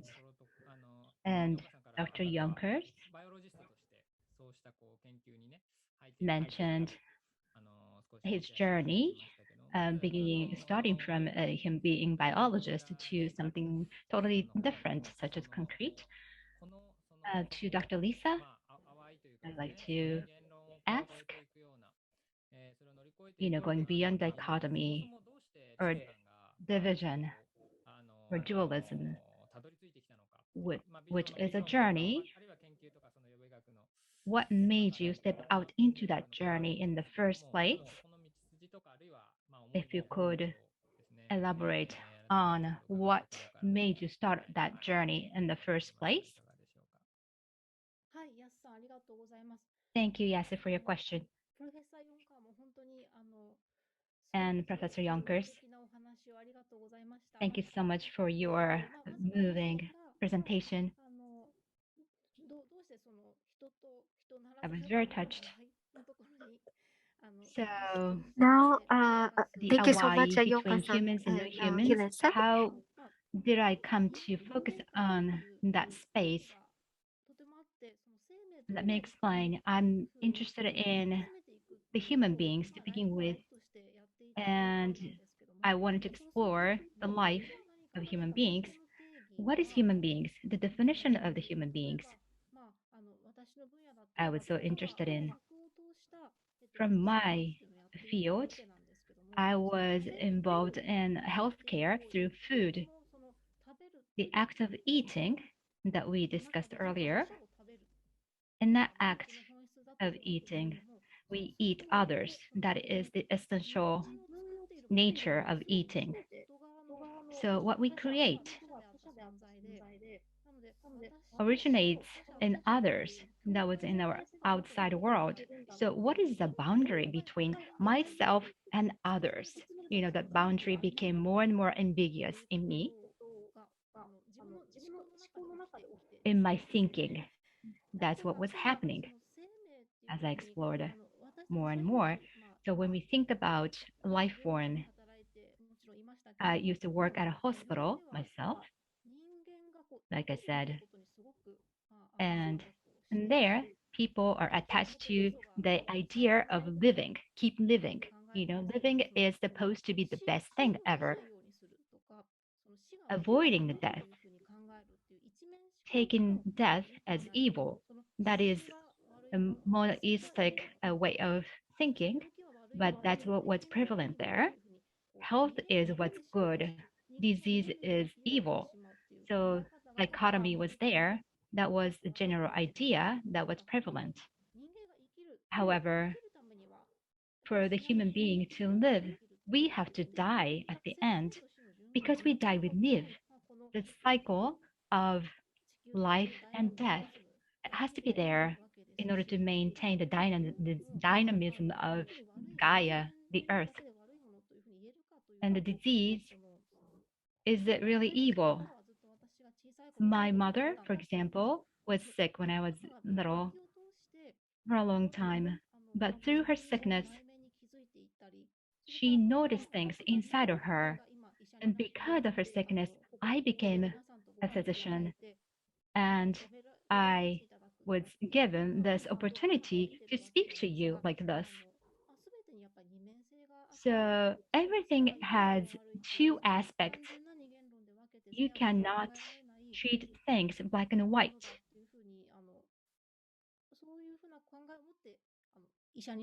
That's my thinking in becoming a doctor myself.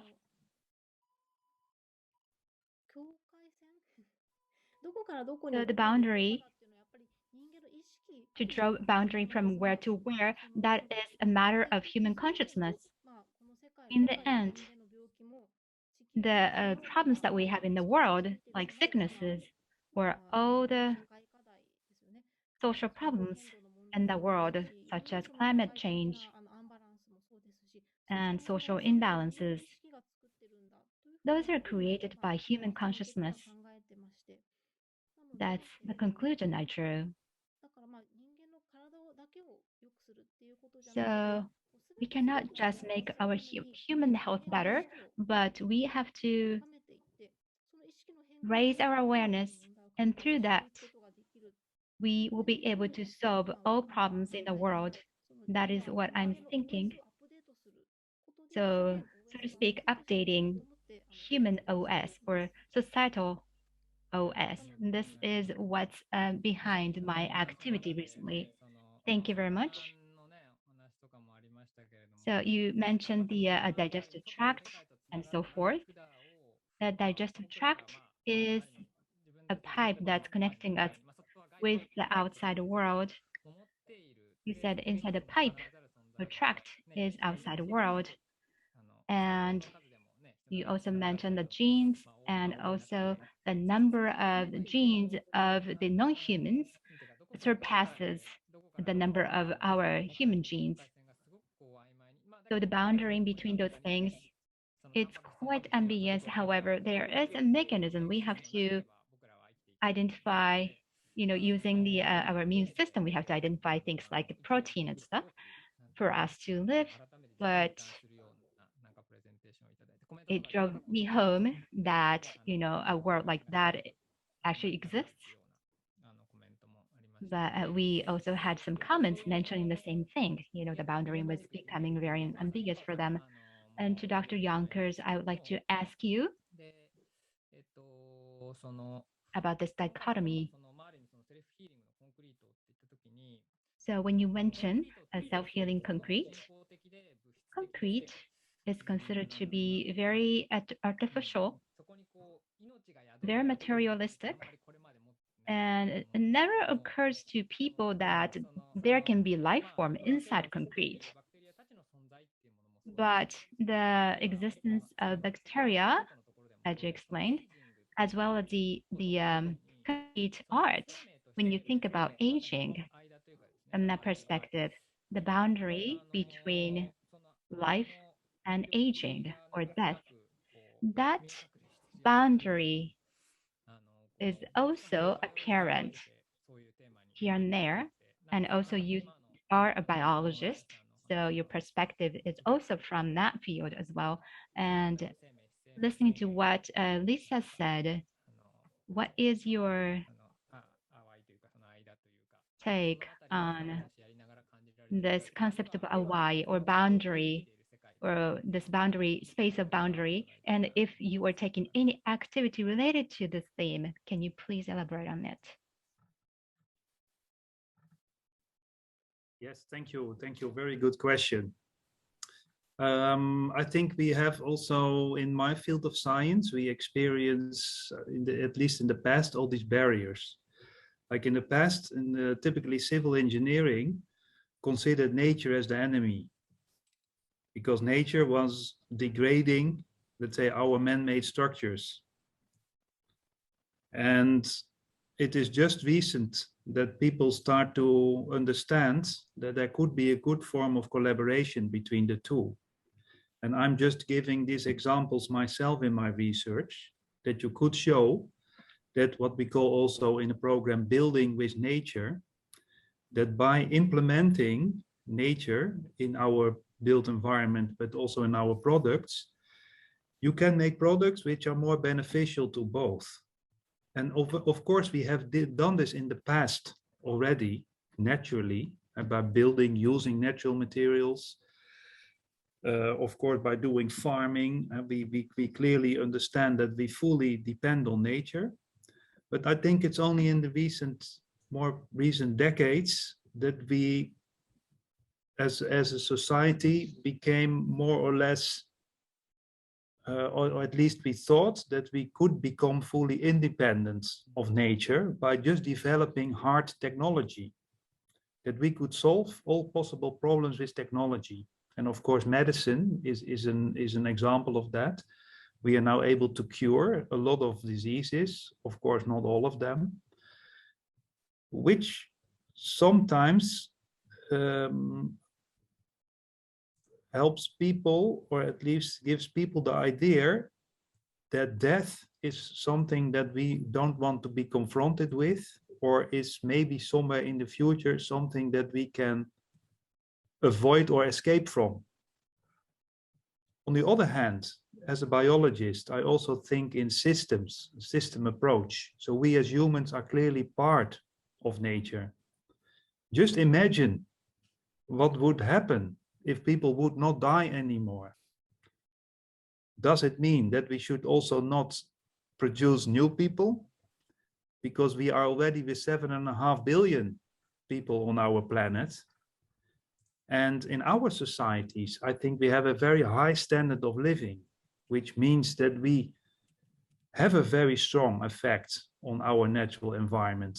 And we still have, of the 7.5 billion people that we have on our planet, we have the majority who does not have at this moment our level of living. And they would like to achieve that as well. Meaning that we should really be very concerned about how we interact with the living environment, because clearly we depend on it. And if we affect it too much in a negative way, we will dig our own grave, because our Earth, our planet cannot support it anymore. And this is also linked, I think, to our understanding that we must accept that sooner or later there's an end to our personal life. And if we just accept that, and we agree that it's a good idea that humans will stay on Earth for many, many, many more generations, that we really have to change the way we live and how we see our part in the whole system, our part of the living environment. again, if we just consider that we personally would, of course, you personally individually, you would like not to get ill, or maybe you would like to achieve an age of 100, 200, 300 years. But it is definitely not possible in the concept of nature, where everything goes in circles, in cycles.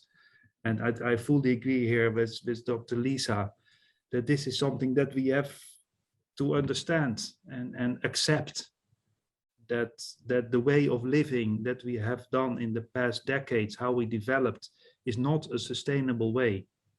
And that we really have to change our concept and our way of living in harmony with nature, because otherwise we can definitely not sustain this for the coming generations of humans on our planet. And again, I think also in civil engineering, we now see this more or less, this change in mindset, that there is more acceptance, that indeed, and also realization that nature can really provide us with a lot of useful services, and that most of them we cannot replace by technology. And even if we could, the costs associated to that would be much higher than by simply just directly relying on nature and the services it can provide. So there's already acceptance that we should indeed live more in harmony with nature. And I hope that this acceptance will in the near future be clear to everybody in our society. Very true. And it makes me also wonder, Lisa-san, if you see such a change in perspective also in the traditional medical field that you come from. Do you see something similar in how you approach life and health and these mechanisms almost?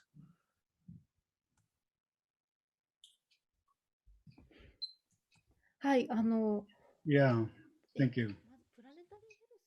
Well, when I first say planetary health, there's are we living the system? I would say it's including a system that we are not living in. I think that's the revolutionary. It's ecosystem, not only the ecosystem, it's all the living creature and creature is not living in a planet. In here, I think the concrete is like a destroyer. But you made a new concrete system and it can be contributed to planetary health. And I think that's the Professor Young's concept is I was so attached. And like Professor Young's concrete, when I take a look at it, it was look at the natural stones. There's a lot of holes, and in those small holes absorb the water and it can breathing. It was just like a natural stone. And there is a stone in a mountain and there is a moss on the stone. Then there was a plant and there was a tree on that. I can imagine, observe that's going to happen.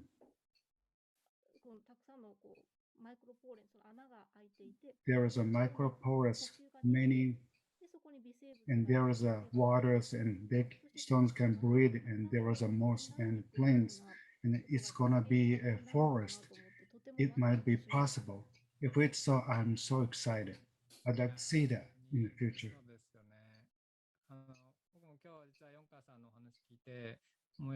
When I recall something when I've heard Jonkers' story, and there is the ancient plants, like 500 million years ago, there's a mushrooms was born, and the mushroom's gonna process. Now common sense is that all the plants are die, but it's go back to the soil. Today, it was not like how to say a process and then go back to the nature. But as Lisa-san said, there is a materials that we used to think is destroying something against the planet health. But also that there is a possibility those enemies that we perceive can be take a role to contribute to the planet health.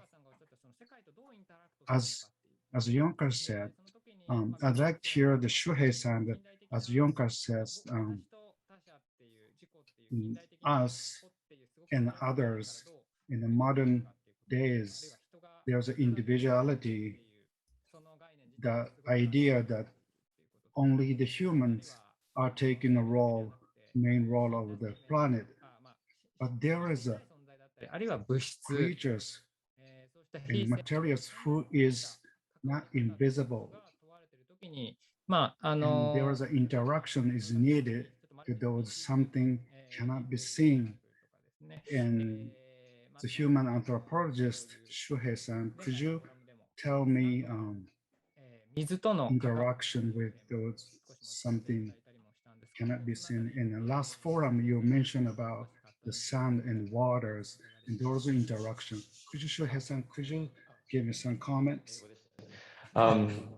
Yeah, thank you. And thank you to also Lisa-san and Professor Jonkers, because those were really inspirational talks, and I was seeing loads of things in common between these two perspectives, and especially lying central to that is the collective mission, so to say, to kind of augment or expand our ideas about the human and sort of to kind of shift our perspective towards something that includes not only living things like other species, but also concrete.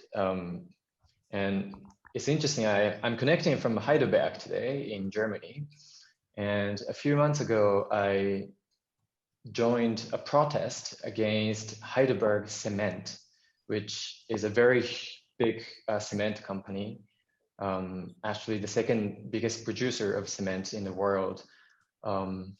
And there's a lot of environmental activism there as well. And it's depicted as the root of all evil, so to say, when it comes to climate change. And yet listening to the self-healing bioconcrete, but also the second aspect of bioreceptive concrete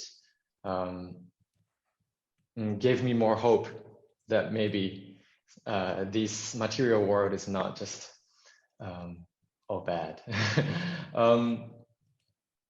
Yes, and I think another thing that could be interesting for us to consider is perhaps anthropology, and maybe I'm going to share a little bit of my screen. And because earlier both Lisa and Professor Jonkers were talking about expanding our ideas about the human, and anthropology, as you might guess from the name, is concerned about human beings.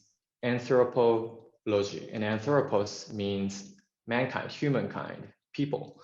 And yet there's something very interesting happening within this academic discipline, and that is called multi-species anthropology. So I'll really briefly maybe talk about that. And I think in order to understand this, first we need to understand anthropology.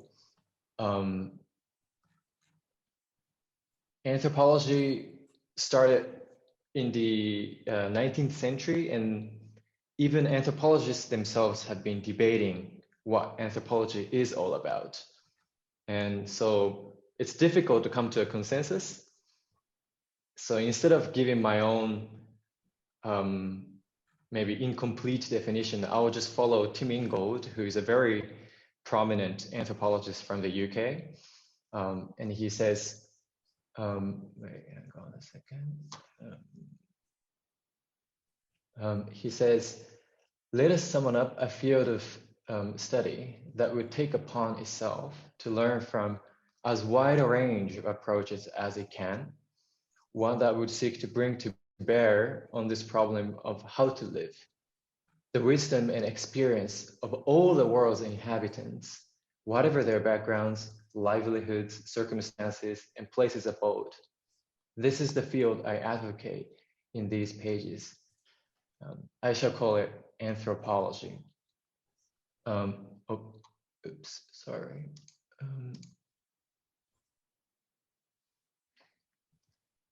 And he goes on. Now you might think that the problem of how to live really belongs to philosophy. But here's the difference. Philosophers are reclusive souls, well, Ingold says, more inclined to turn inwards into a studious interrogation of the canonical texts of thinkers like themselves, than to engage directly with the messy realities of ordinary life. And he goes on to say, anthropologists, to the contrary, do their philosophizing in the world. They study, above all, through a deep involvement in observation, conversation, and participatory practice with the people among whom they choose to work. Anthropology, in my definition, is philosophy with the people in. So he says, anthropologists take others seriously. Earlier, we talked about others in Dr. Lisa's talk. The anthropologists take them seriously and learn with the others, not just from or about them. But the question is, how do we do that? And well, anthropologists rely a lot on a method called ethnography.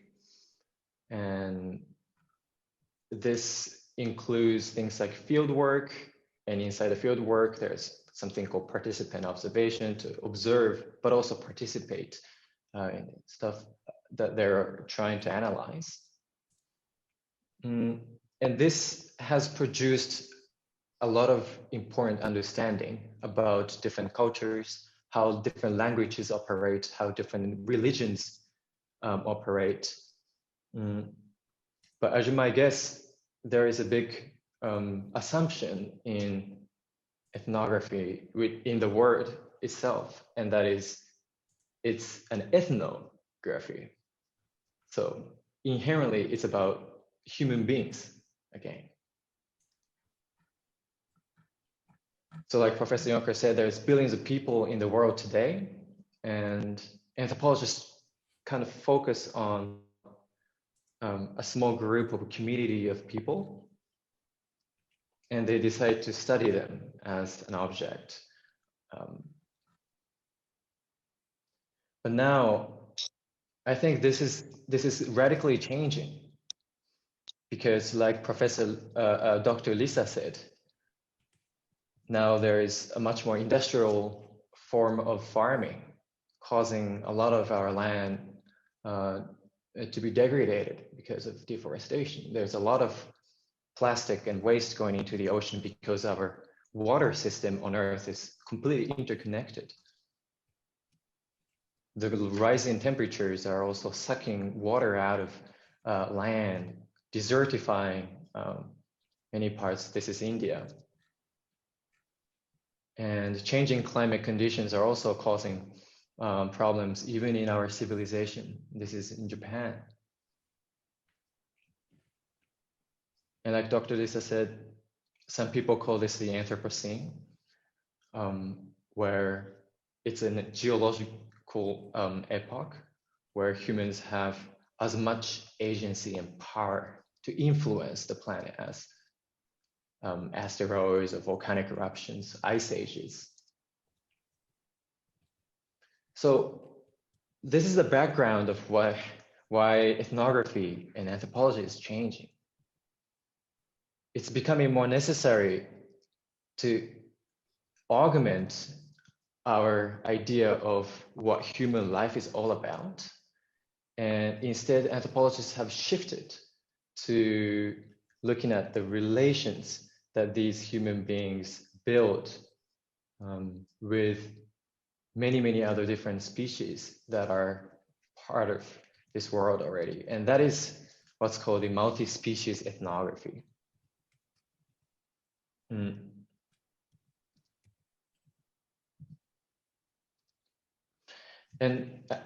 I want to give you a brief story of mushrooms. I went for a mushroom hunt the other day. These are the mushrooms I picked up with a friend. I think they're all edible mushrooms, I'm not sure. But mushrooms give us something very interesting to think about. And let's go into the world of Anna Tsing, who wrote this book. Anna Tsing is an anthropologist from the US.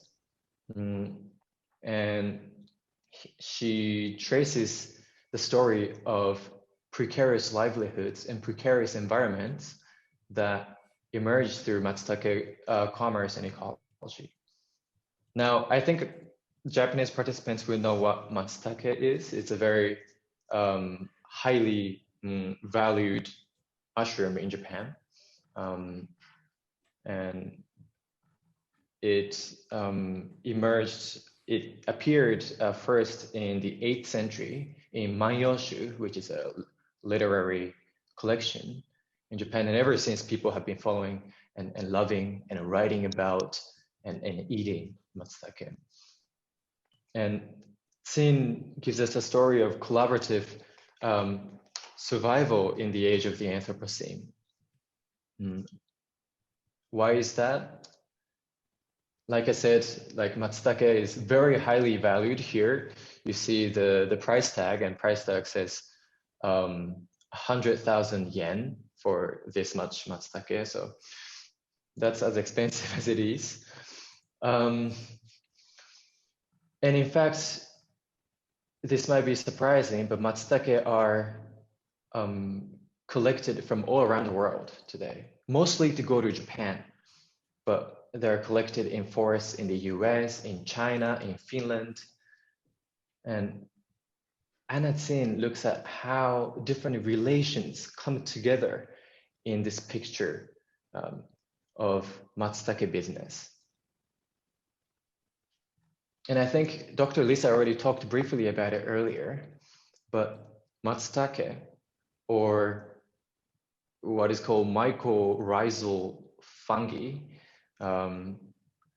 are mushrooms or fungi that live in combination or in harmony with other beings. So here, matsutake actually wraps itself as a fungus around the roots of a tree. And usually these trees are like pine trees. So matsutake sucks a lot of energy from the tree. Tree gives carbohydrates. And in turn, trees get nutrients like minerals and water from it. And I think that really corresponds to what Dr. Jonkers was saying earlier about the spores. And we need to give, there are nutrients and water that activate these spores and bacteria. Same thing happening here. They need each other to survive. But it's not just a story of mushrooms and trees, Anna Tsing says. It's also a story of human beings, because humans too have always been involved in multi-species world making. And so for example, pines with their associated fungal partners often flourish in landscapes burned by humans. Like a lot of indigenous communities used to burn these forests, and that has allowed in some places for matsutake to emerge. So humans, pines, fungi, they all make their living arrangements with each other, and that is what a multi-species world is all about. And this word she uses, collaborative world making. collaborative also corresponds to what Dr. Jonkers was saying earlier about the collaboration between concrete, bacteria, and human beings. So yeah, I think it's really interesting, the story of mushroom, because it's a story of coexistence and interdependence between all these different species coming together. And it's really interesting because it's also a story of contamination, as Anatsin says. And I really like this concept because the word contamination comes from kon and tangere in Greek, which means to touch or mingle. So contamination means to touch together, to mingle together, to co-touch. And I think this kind of relates to what Dr. Lisa was saying about the opposite of cleanliness. Today in COVID times, we think too much of a clean world. But yet, if we look around, it's actually already not clean. And it's impossible to think of a pure and clean world. And instead, it's already contaminated world where we become ourselves through this contamination. It's not like we're already different beings coming together and interacting, but rather we are shaped by and we shape others. It's a story of becoming. Yeah, so I think I'm going to stop here. Maybe talking a little bit about how we could possibly connect to the invisible world from an anthropological point of view.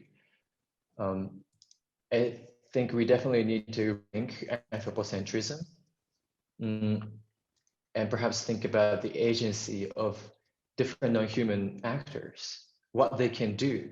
Like, can they also be subjects rather than just objects in our human world?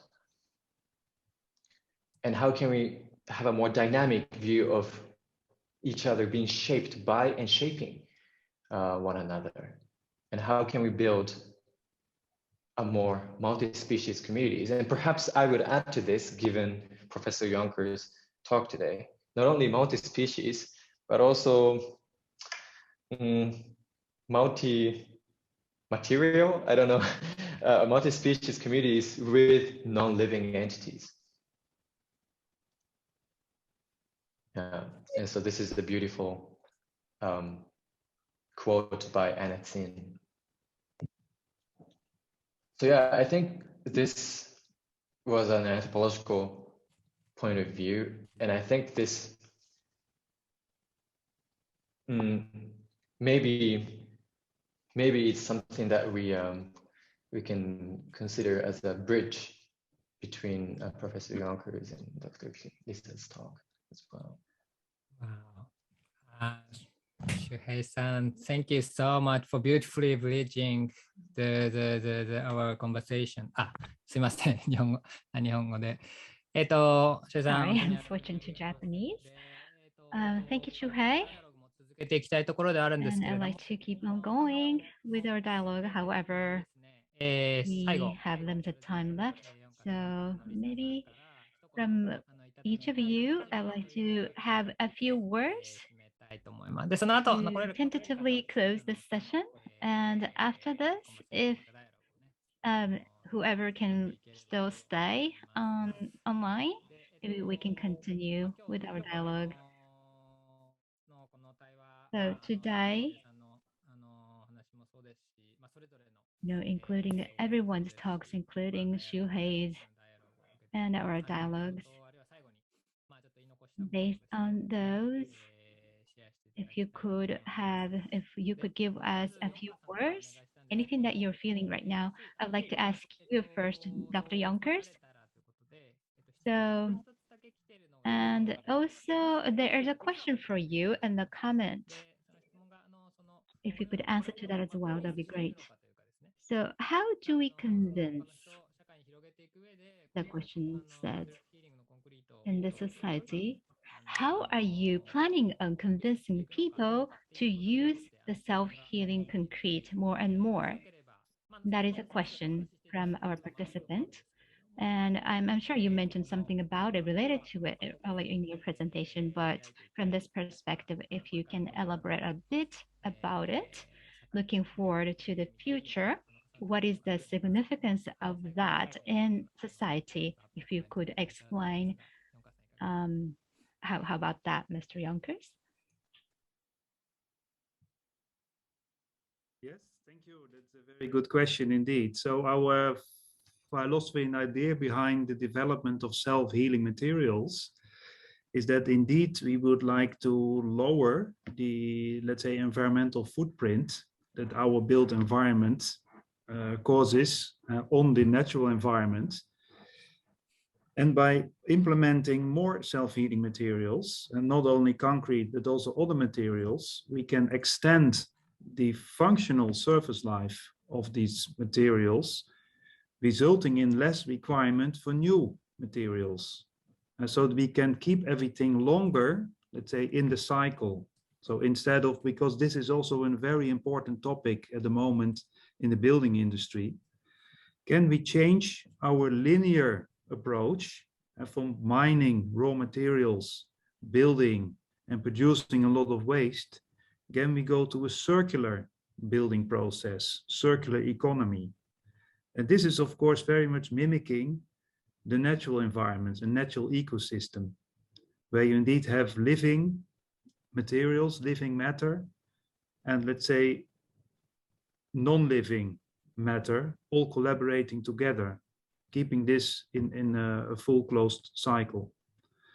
So in that way, we aim also to contribute with the development of self-healing materials. And so to make our building processes, like in biology, in nature, make it more circular.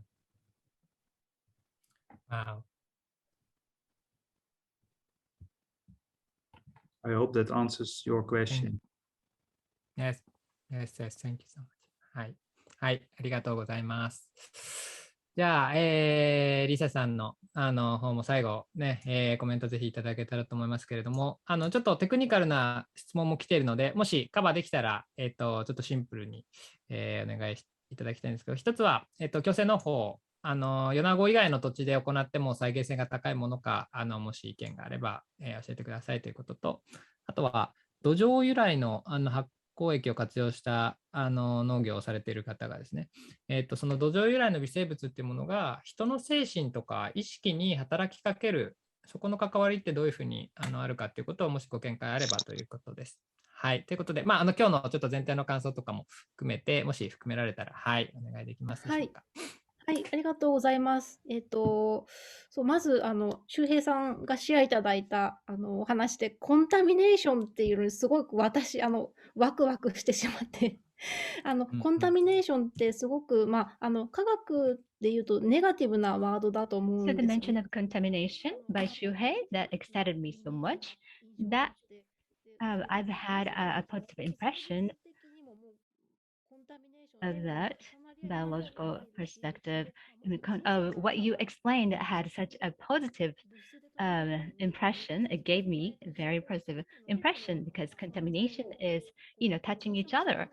So if we think of our components, we have quantum entanglement that makes up a human form.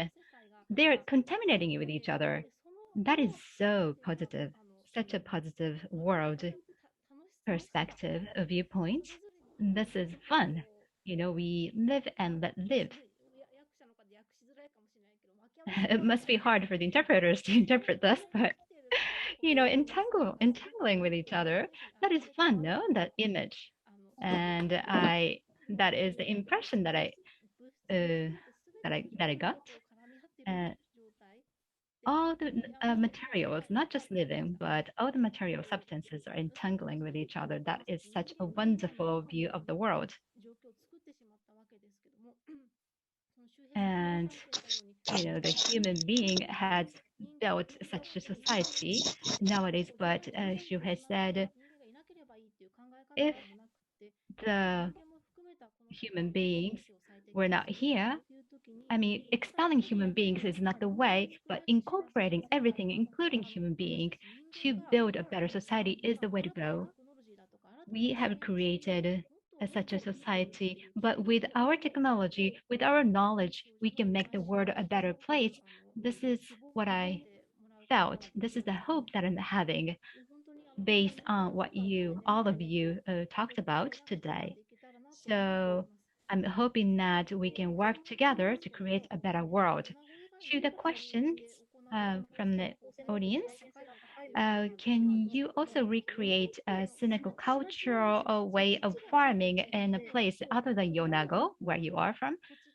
You know, Yonago, there is a sand soil, a lot of sandy places, but you know, in other places than Yonago, there must be the soil quality must be much better. So please, you know, try that yourself. I'm sure you will have fruitful results in where you are. And also another question is that the soil, does that the soil-borne organisms, do they impact life form other than human beings? That is the other question. So our mind and body, and also soil-borne organisms and resident bacteria, those things are all entangled with each other. They support each other, they coexist. So including everything, not just the soil-borne bacteria, but they are affecting us. So the question was, is there anything else that impacts us humans other than the soil-borne bacteria? And my answer is yes, everything. Thank you very much. はい、本当にリサさんとヨンカーさん、本当 Yes, に Lisa, Dr. Jonkers, thank you so much. ぜひ拍手というかですね、アプリシエーションを届けていただければ Everyone, please give them big hands. はい。で、あとで Express your appreciation. この後ね、もう少し残ってダイアログができればと思うんで After すけれども this, I hope to have more dialogue, but the interpreter's work is done here, so we won't have any interpreting service anymore. But this has been wonderful. Cross-disciplinary fields or the concepts, they are working back and forth, the interpreters work, and I really appreciate their work for us. So please show them our appreciation to the interpreters as well. Thank you.